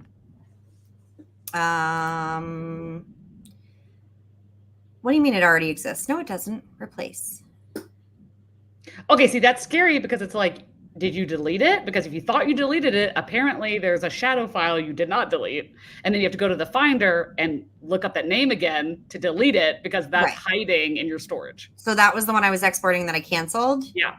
And I just replaced it. So hopefully that means it'll replace it. Yeah. But I feel like when in doubt, just hit replace. preparing media, it doesn't. What it's going to do then is just overwrite whatever is secretly hidden away. All right. I will, I'll keep you posted on how long this takes. If we come back from sprinting and it's still loading, I don't know. I don't even have a threat at this point. My mind is not working anymore. Well, I'll tell you that I am going to step out. Okay. You make a call, but I'm going to keep watching. I will let you know what happens. I'll be in the comments. Thank you for your help. Thanks for letting me feel helpful. Okay, so we're gonna start a sprint. Cool. Thanks.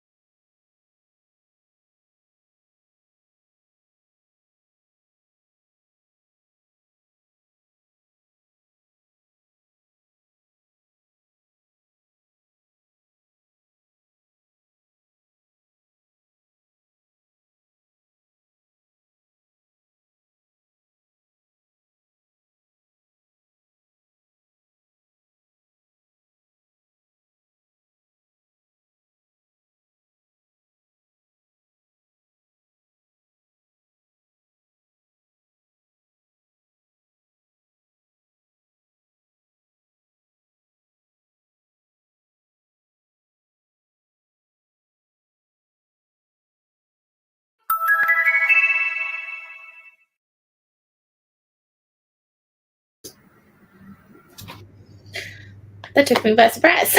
That was such a fast 40 minutes. What'd you say? I said it was perfect timing in that, like, I literally just ended a chapter and moved on to the next one. So that was the fastest 40 minutes of my life. I know, that was crazy. Thanks for letting me know about the timer, Katie. And Leah, I didn't even notice that you misspelled it when I put it on the screen, and I'm sorry about that. I'm not gonna lie, I'm surprised at this. Same. But I haven't given it a proper chance. I think I'm 30% in, and it's not permanently DNF'd, but only finishing chapter 3 now. I was struggling to get into it. I'm not going to lie. Hi, Travis. You do not have to watch the replay later because half of it is Cassie and Katie explaining computers to me. But if that does it for you, then enjoy, I guess. Were you able to get any editing done while exporting? Yes. Yay! I know. So, yeah, I don't know how. I ended up redoing a piece of the announcement video, and then I got 4 minutes into another video. That being said, we are still exporting, and it says that I have an hour and 34 minutes to go. I feel like that's probably more to do with the fact that you're streaming and trying to export at the same time, and you're using Wi-Fi to do it. I was thinking that. I was thinking that may be affecting it. Yeah. But yeah, I mean, I'm able to edit. Even if you, not that you could right now because you're like, you'd have to power your computer down. But like, if you were to take it out and connect it to the Ethernet and still be streaming and everything, I feel like it would still be quicker if you were connected to the Ethernet. But yeah, and it's funny you say that because I mean, my whole life I had a laptop until now. So while we were sprinting, actually, I was like, oh, I'll just move this into the living room and plug it in and see if it makes a difference. And then I was like, wait, if I unplug this, I'm so used to being able to just move something without worrying about. You can buy the Ethernet cords that are like 30 meters. I will definitely look into that temporarily. One of our big like hardware places that I saw it, and like they were only selling it for like $27 for 30 meters. So I'm sure over there you guys could you'd be able to find one for around the same price. Yeah, I'm definitely going to look into that in the very near future because I did not realize that it could be faster. I don't know why. I mean, I grew up with plugged in internet, like we all did, us millennials, but I just didn't think Ethernets were a thing anymore. Hi.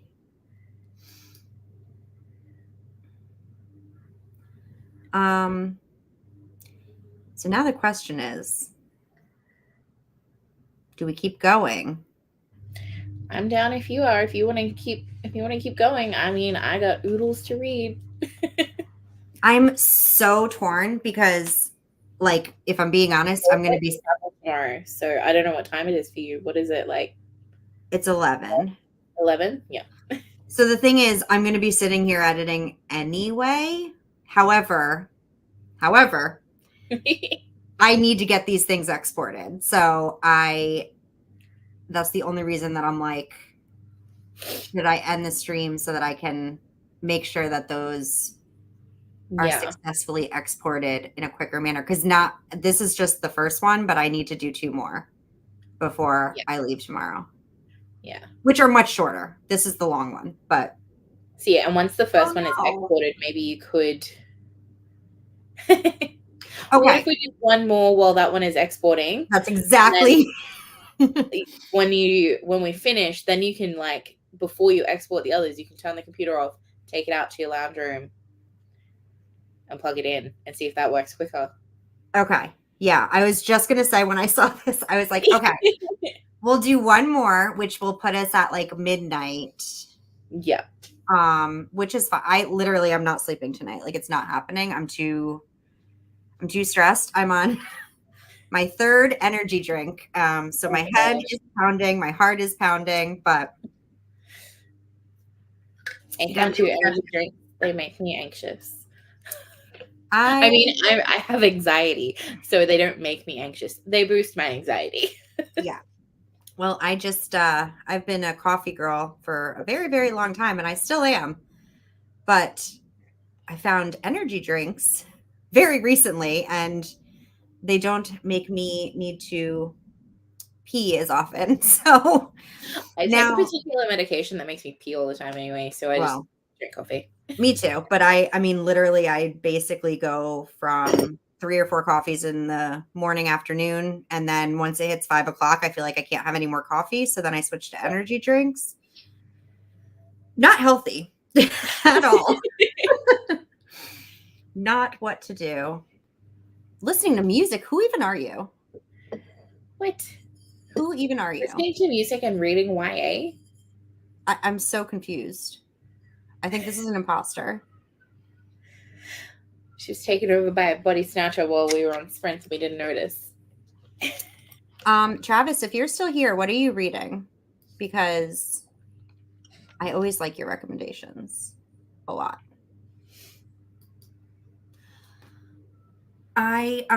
Speaking of Travis, I downloaded Brother, one of the last sprints we did. Yep. I read like 11% of it. Haven't had time to pick it up again, but I was enjoying it. So I'm probably going to just take my Kindle home for Thanksgiving and maybe I'll get to that. I don't know. And maybe I'll finish Divine Rivals because why not? Maybe it gets better. Now that Katie likes it. Right? 1.5 speed. You're getting so much done. Am I? Am I? Know what my voice sounds like in 1.5 speed. Okay. Yeah. Chippendale over here. Speaking of which, as I was just editing, I was like, I am so freaking sick of my voice. Like, I mean, it's bad enough to edit for like, I don't know, 6 days straight for one video, but then usually I have a break. Then it's like, okay, a couple days away. I have been listening to myself talk for 2 weeks now. And it's your recorded voice too. Like I freaking hate my recorded voice. Oh, it's so bad. It's so high. How does anyone ever talk to me? Like I would not be my friend. Just I'm saying it right now. Yeah, I know. I hate my recorded voice, and I often wonder, like, really, people put up with this? It's awful. And now I'm like, well, when people are watching these videos, when I'm like a literal chipmunk. I also talk really fast. So yeah. Hang on 1 second.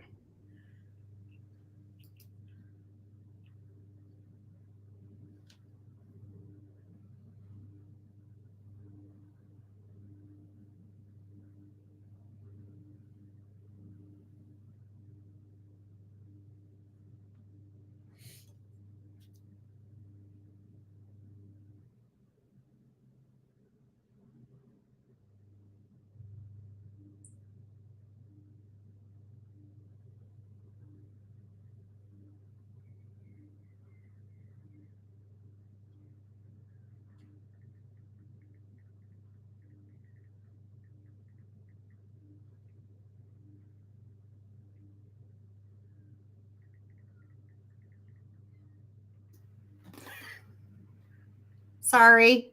That's okay. When my sister calls, I like have to answer. I don't know. I don't know why. She's always okay, but yeah, no, I get it. I'm the same. Like especially at this hour, I'm like, okay, it's 11 o'clock. What you doing? I'm an imposter. This is alien Katie speaking, and she's just shy of as much of a disaster as human Katie. So So when the weird sound came from my phone and the aliens were taking over, it was literally Katie It was that was being transfer taken over. happening. That's not something that's I heard Divine Rebels is heavy on historical. Yeah, that's what I was feeling. It's like moving slower. Your voice is not that high. You're very kind. The phone call midstream is such a joke. I'm so sorry, guys. And I'm literally, she's like, wait, you're live? I don't want people to hear me. I'm like, no, I'm on mute, but can I call you back in 5 minutes? And she's like, oh, yeah, okay. Yeah, I've been on live with Katie before, and my sister's like come home from work and started talking, and I'm like, people can hear you. She's like, yeah, no. I mean, normal people would just ignore a phone call, but no, if my sister calls, I answer. I don't know what it is. I mean, I'm like that with most of my family, but with her, it's like no matter what. Yeah. Like no matter what. Yeah. That protective big sister thing. Yes, I'm a big sister too. And she's like a child. Like she's 12 years younger than me. So in my head, she's a child. Yeah. My sister's 6 years younger than me. So she's 30 next year. So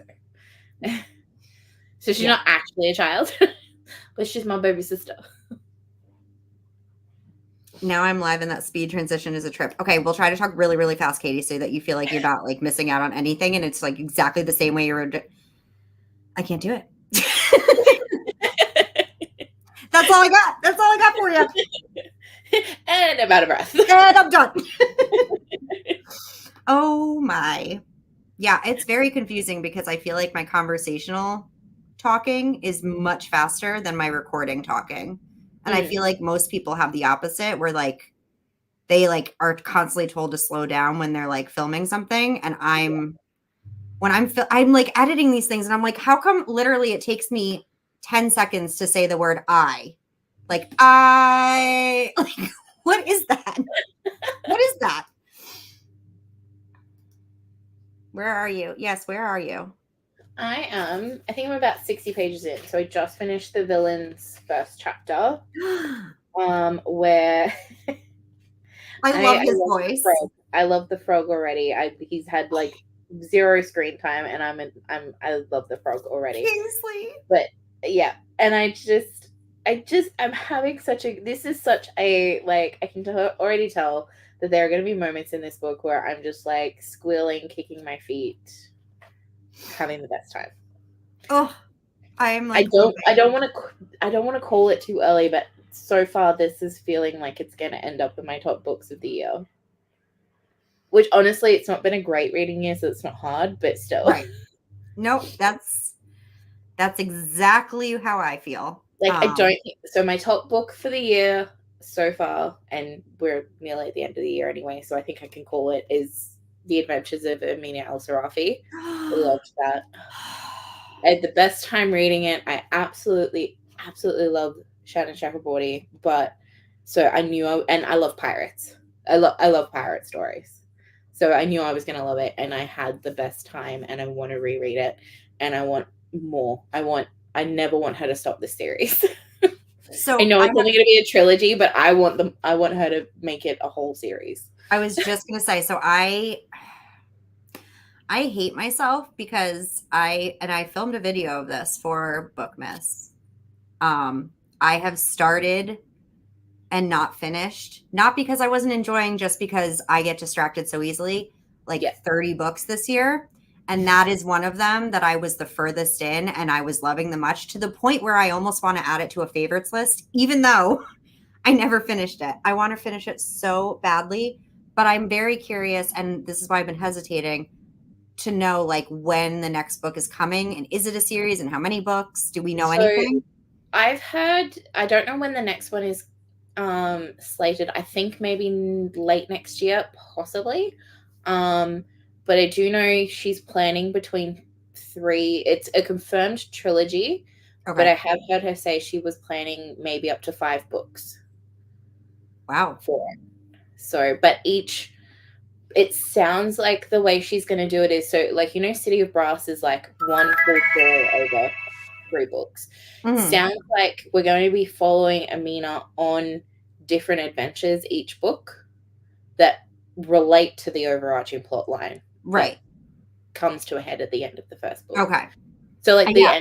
the end of the first book, it does end Wraps in a up. way where it's open but not. Okay. Yeah, I know. Yeah. I literally can't wait, but then I'm like, since I put it down and it's been so long, do I just wait until we're closer to book 2 or Well, I don't know when it's coming out. So, but what you're saying, what you're telling me is it's not going to be like a edge of my seat cliffhanger where no, it's I'm definitely going to be doesn't end dying. on like an actual cliffhanger.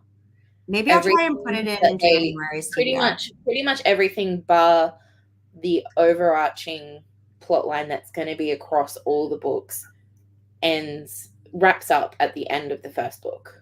Okay. And, it's kind of a open happy ending.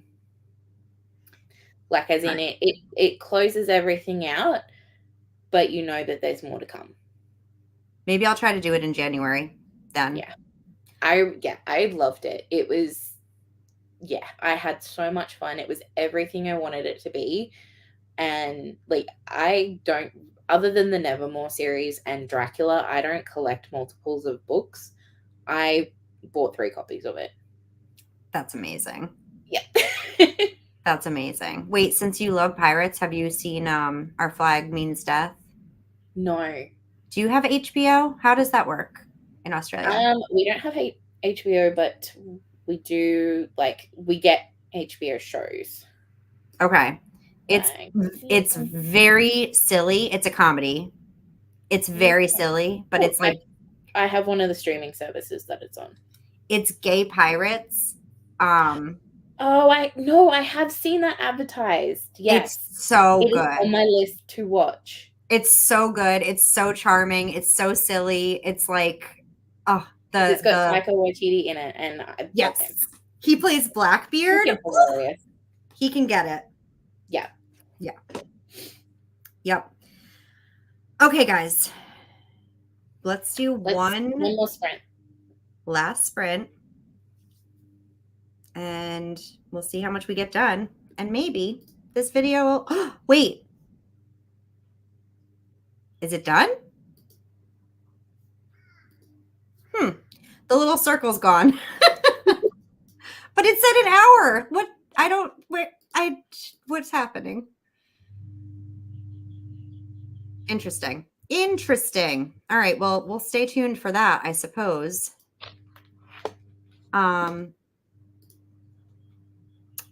Lori. Good night, Lori. Thank you. All right, let's do one more. One more. Let's do it. Woohoo. Let's go.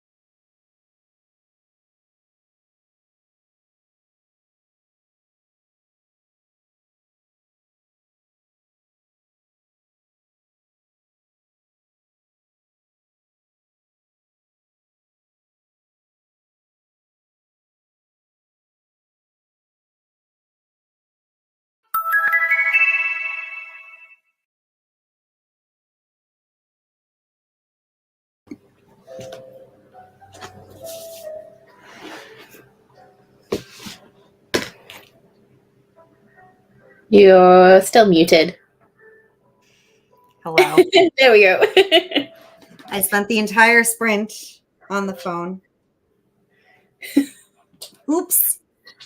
Oh well. Hey, the other video was the main thing that needed to Right. get out of the way this sprint. So Which is it it is now? it is done, and it is at 2% of uploading on YouTube. So Yay. I'm assuming, or at least I'm hoping, that when I'm done streaming, that will go Yeah, a little that should pick up. and then yeah, I can just leave it going overnight too. But I did the description and the thumbnail and the tags. And I finished. Yeah, I guess that's all I finished. Hello and congratulations. That is so exciting. So cool. Oh, look at our smart people on here. Right? Good night, Jose. I know you're already gone. Chapter 8, still have hope. It's YA, but isn't. So I will say that it does not read YA. Well, that's good. It doesn't. It was not that was making it a problem for me. It was more just the pace, but Yeah. like the pace and the type of book, I was like waiting for more fantasticalness and also more romance, and it was very slow moving in the beginning, but Right. I also didn't give enough time. So, but the YA thing is not very noticeable. It's more historical fantasy than like direct fantasy, isn't it? Yeah. I mean, like the whole first whatever percentage I read, I feel like they didn't really even go into like the politics and the war and the world. Like it kind of was very like, I don't know, maybe it's like a character based story, which Katie loves those. So maybe that's why she's liking it. And I was struggling with it because I needed more plot. I don't know. Yeah. Yeah. What did you read? I got to chapter 30 of the small town romance I'm reading. Okay. Which is about 65%. Which is Wow. good. And then I read another few chapters of Assistant to the Villain. I'm up to now chapter 11. Yay. So I've done pretty well today. Yeah. It reads so easy though. I know. Are you or were you like splitting the time, like doing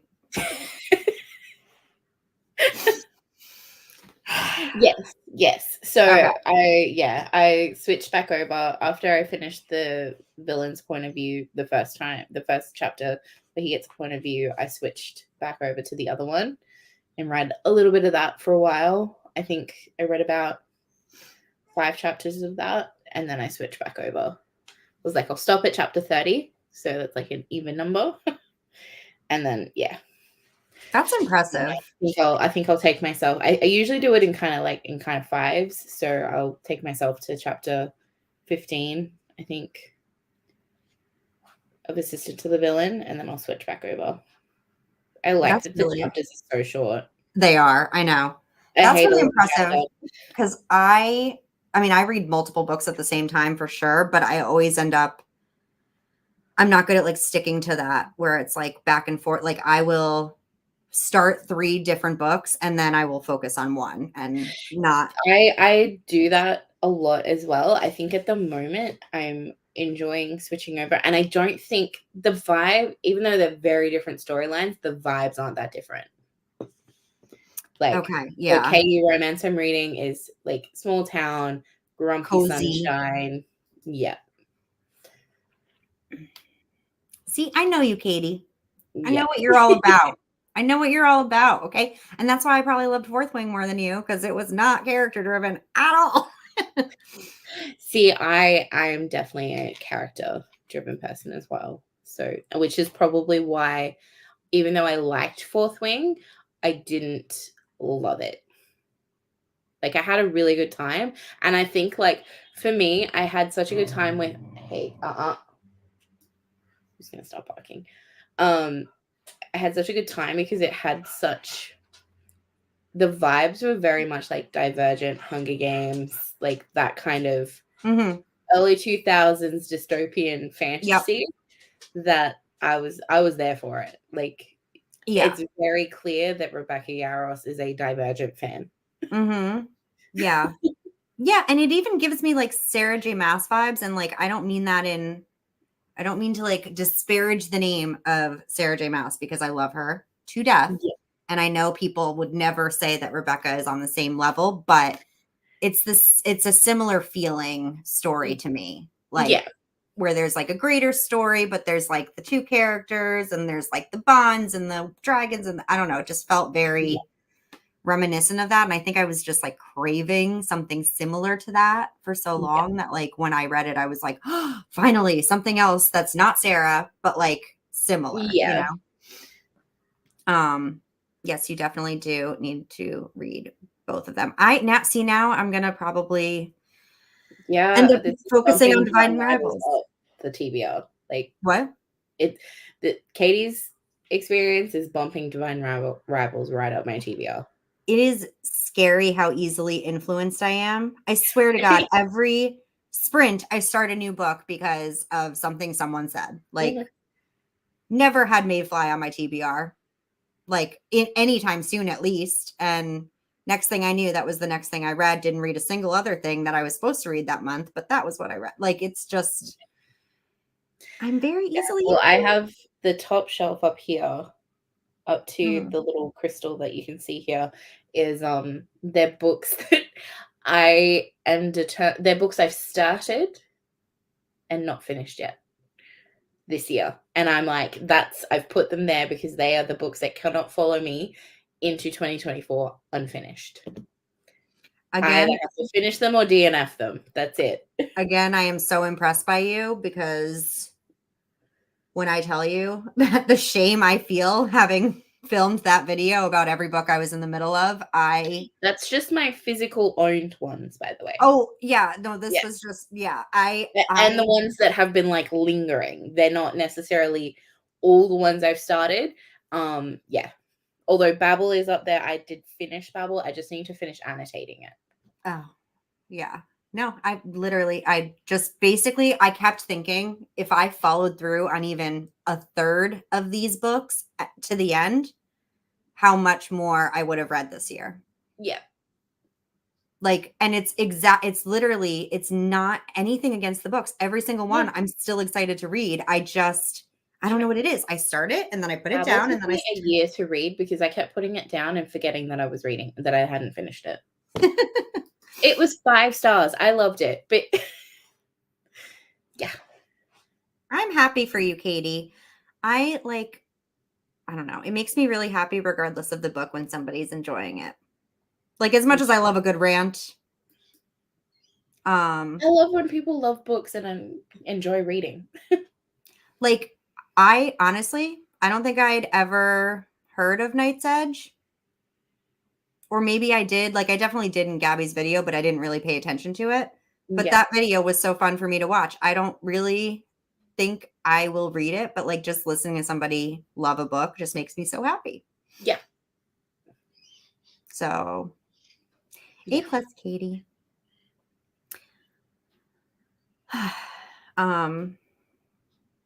Worst books of the year? Whew. I had 2 1-star reviews this year. I usually don't 1-star. It's the first time since being like super active on my Goodreads that I've had any 1 stars, and I've had 2 this year. Both of them were Kindle Unlimited romances, and both I was hate reading by the end just so I could give it a bad review. One was, I think it was called Brutal Boxer. It was like a motorcycle club romance, and the guy was just the biggest piece of shit. He was the worst human being I think I've ever read about. Oh. And not in a dark romance, like burn the world down kind of piece of shit. Like, he was legitimately just a gross human being, and I don't understand how a female author thought that this was the kind of guy that girls want to read about. And then the other one was the guy was a piece of shit. And it took me by surprise that I ended up hating it so much, because I thought it was going to be more of like a 2.5 star, maybe 3. But then he does something really shitty at the end of the book and she just forgives him. And I'm just like, no. 1 star. That was awful. I'm so angry. Ugh. I'm too generous of a rater, because I just scrolled through and I don't see anything lower than a 2. Which is not to say that there weren't some misses. My reread of Atlas 6, I gave a 2. Yeah. Which I feel guilty about. Probably the least favorite book in my recent recollection was When Life Gives You Vampires. That was rough. Is that rom-com one? By Jenna Levine. With the plus size character? Yep. Yeah. I had high hopes and it was not it. That was a ride on that video though, because I was watching it thinking, oh, like adding books to my list. And then you get to the end of that one and I was like, well, scratch that one off the list. Yeah, no, that was not and I felt so bad because like I don't want to talk negatively about anything publicly. Like I feel so guilty about it. I have to get better at that. I usually don't. Hey, I don't even really, I rarely write actual reviews. I just give them the star rating and move on with my life. But these 2 people needed to know. It's like people on Goodreads need to know that these books are not okay. Yeah, well, those are like not, yeah. See, this is like, again, it's like these books are good for some people. When Life Gives You Vampires definitely had some issues, like major. But the rest of these, like Just the Nicest Couple, like I hated it. But like it's not, there's nothing wrong with it objectively. It's just for me personally, didn't work. Emily Wilde's Encyclopedia of Fairies didn't work for me. Like that one.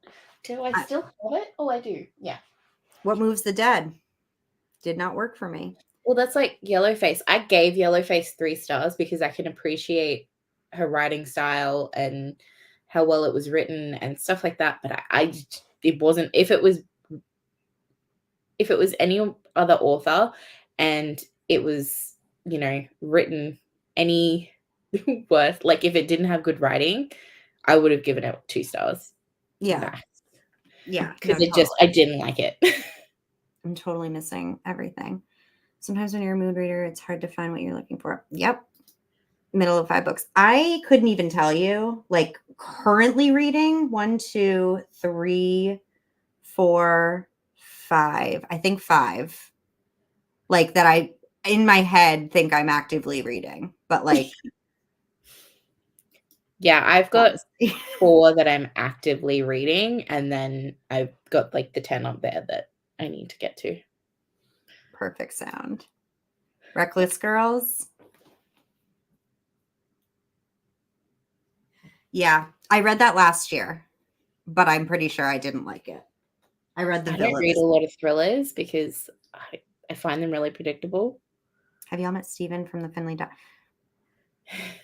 I don't think I've only read the first 2, so is he? I haven't read any of them. You keep pushing that one, and all of us are like, please, Oops. Yeah, the 1-star reviews. Yeah. Same about all the books you met. Okay. See, we have similar tastes and then just totally different tastes. Cassie's dog. I know. Hey, you handsome. Look at you. He's very fluffy at the moment too. He's going to get his summer haircut tomorrow. Oh. Hey, you getting summer haircut? So that's going to be one of my goals this year is to like make choices about DNFing. Like if I put something down, it's because I'm no longer interested and it has to go. Yep. That's my goal. I'm pretty good with DNFing. Sometimes I'm probably too brutal. especially like with Kindle Unlimited books, like I've DNF'd a romance because I don't like the guy's name. That's fair. You've read the first two and you don't remember Stephen Tell Me You're Not a Girl's Girl Without Telling Me You're Not.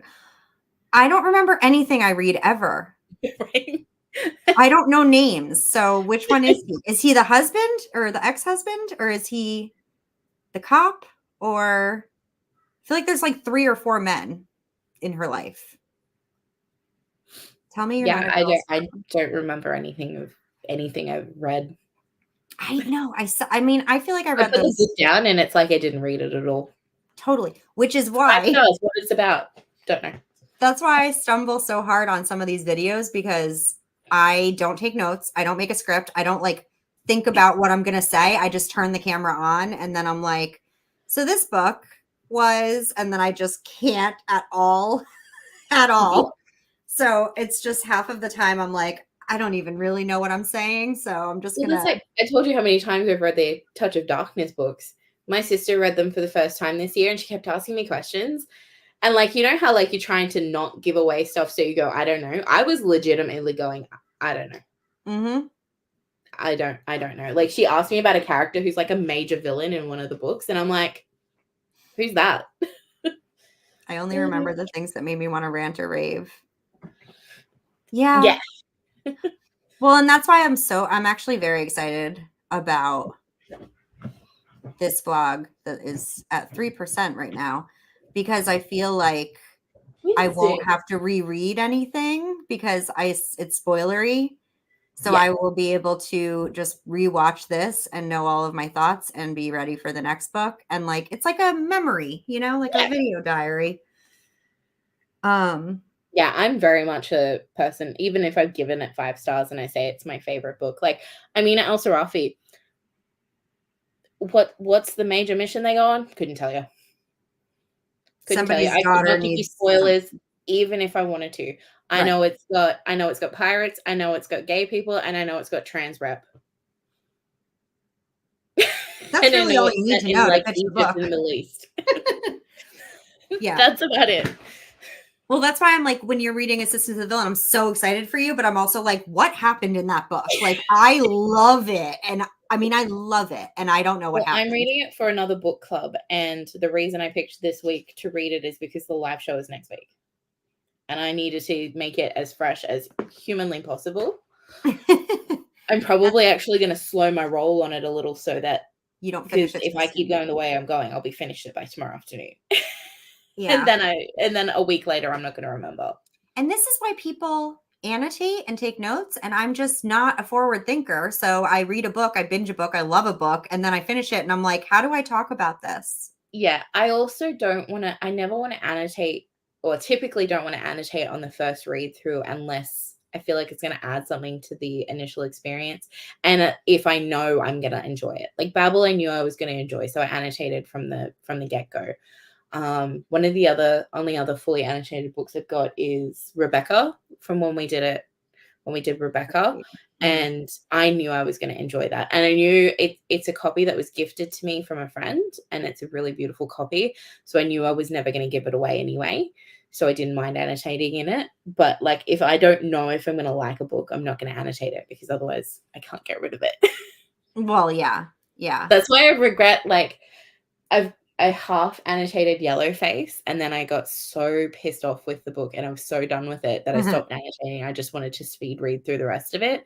And now I've got a half annotated paperback copy and a special edition, the Waterstone special edition.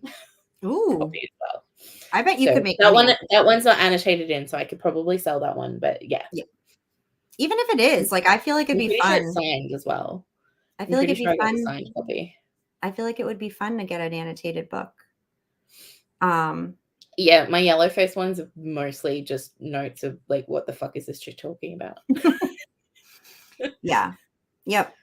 I know. I'm one of these days, I'm going to start, when I'm reading a book, I'm going to start taking notes as I go, so that when I get to December and I try to film a video about my favorite books of the year, I don't look like an asshole who hasn't actually read any of them, because that's how I'm feeling right now, where I'm like, I liked this and I can't tell you why. Yeah. BookTube has made me think I need to legitimize my thoughts. Yeah. I mean, yeah, because people get so passionate about it that if you don't like well, either the especially whole if book you. or an aspect of the book, Mm-hmm. people online will want you to justify it past, I don't know, man, I just didn't like it. It wasn't for me. You literally have to be prepared to defend yourself. Oops. Yeah. Like completely defend yourself and any opinion you have. So, and especially if you're bold enough like Katie to talk about a book that is super hyped, you know, totally blinked during the live show for 5th season. Well, at least with that, you can look back, right? Oh, you blinked while you were talking during Yeah. live. I see what you're saying. I thought you meant like take notes so that you can like remember the book. I'm tired. I am not.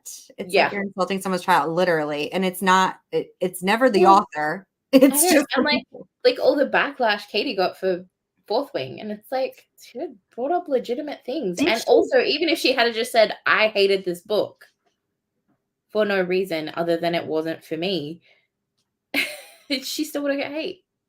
Your mom, Katie. Your mom was the first person in this chat tonight. Yeah, It was like the best. Mom Colson showing up. The best surprise, Kim Colson, first one here. That's why I'm debating on this thumbnail for this video because I'm not saying what I thought of this book, but like literally the thumbnail says trash masterpiece ? Like, because what did I think? But like I'm so afraid somebody's gonna see I it mean, Olivia and think straight that up I'm calling put it trash. Iron Flame was a flop in the title of her video for it. So yeah. I just like I don't want to offend anyone. I don't want to hurt anyone's feelings. And I'm not saying that I thought it was trash. It's just the thumbnail. If people have their feelings hurt over a stranger on the internet not liking a book they liked, then maybe therapy is needed. That is so cute, Katie. Yeah. I was like, how is he here? Like, I was a little confused. She got some notifications turned on for you. Or she saw the Discord, maybe. Yeah, is she in the Discord? I would more assume she's in the Discord than she follows my channel. I don't understand the hate. Everyone isn't going to exactly. Yeah. Well, like for the Yellowface live show, I did not feel uncomfortable at all saying to Katie and Amy, I did not like this book. Mm-hmm. Because even though they loved it and had all these reasons they loved it, I just couldn't get on board. And I didn't feel uncomfortable telling them that because they weren't going to hate me because I didn't like a book they 5-starred. Oh my God, Katie, I'm crying. That is the sweetest thing. Oh my God.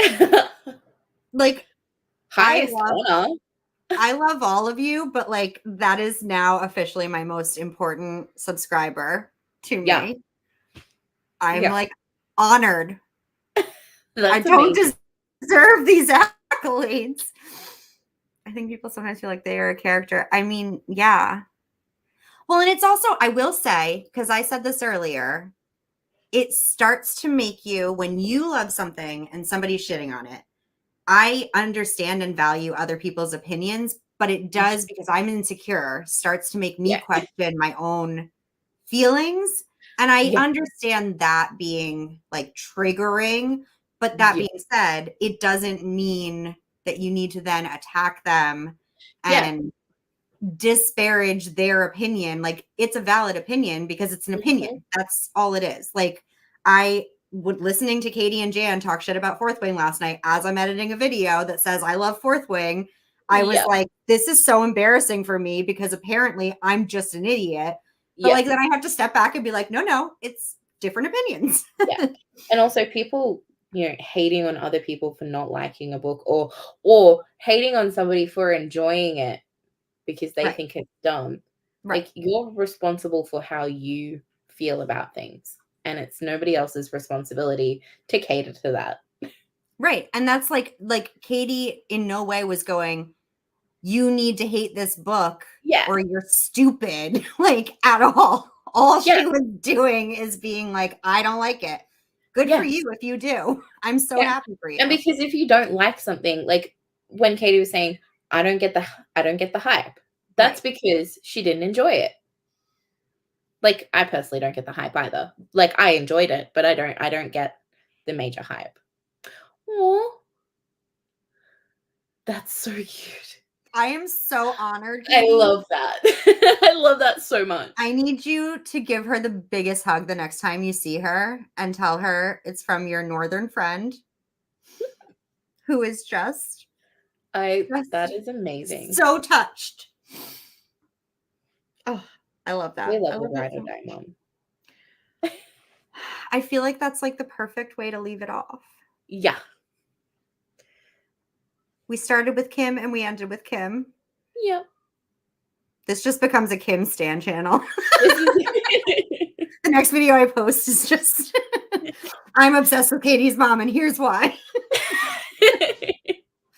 Katie's mom gets 5 stars. Hashtag emotional.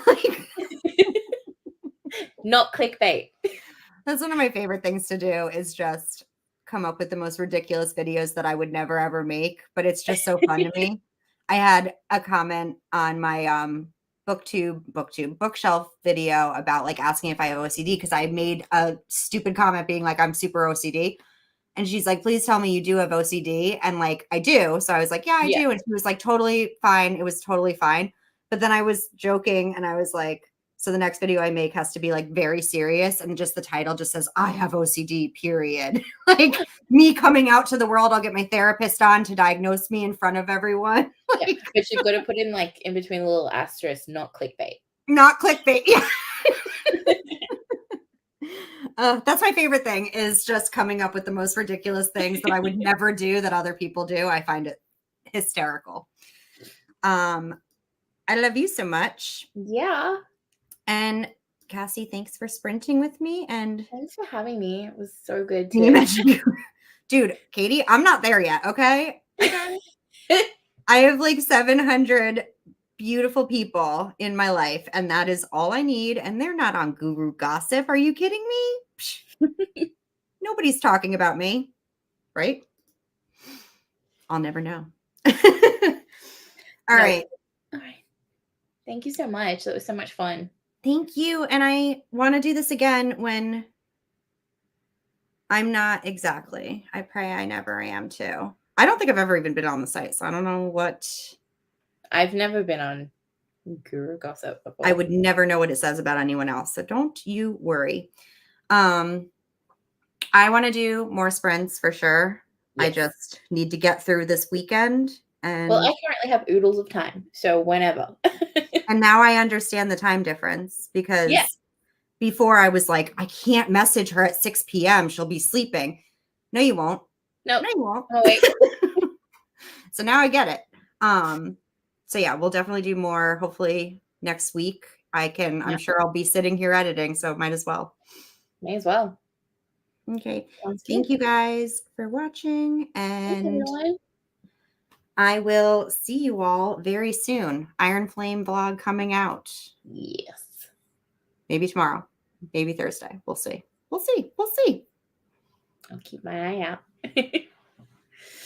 All right. Goodbye. Bye.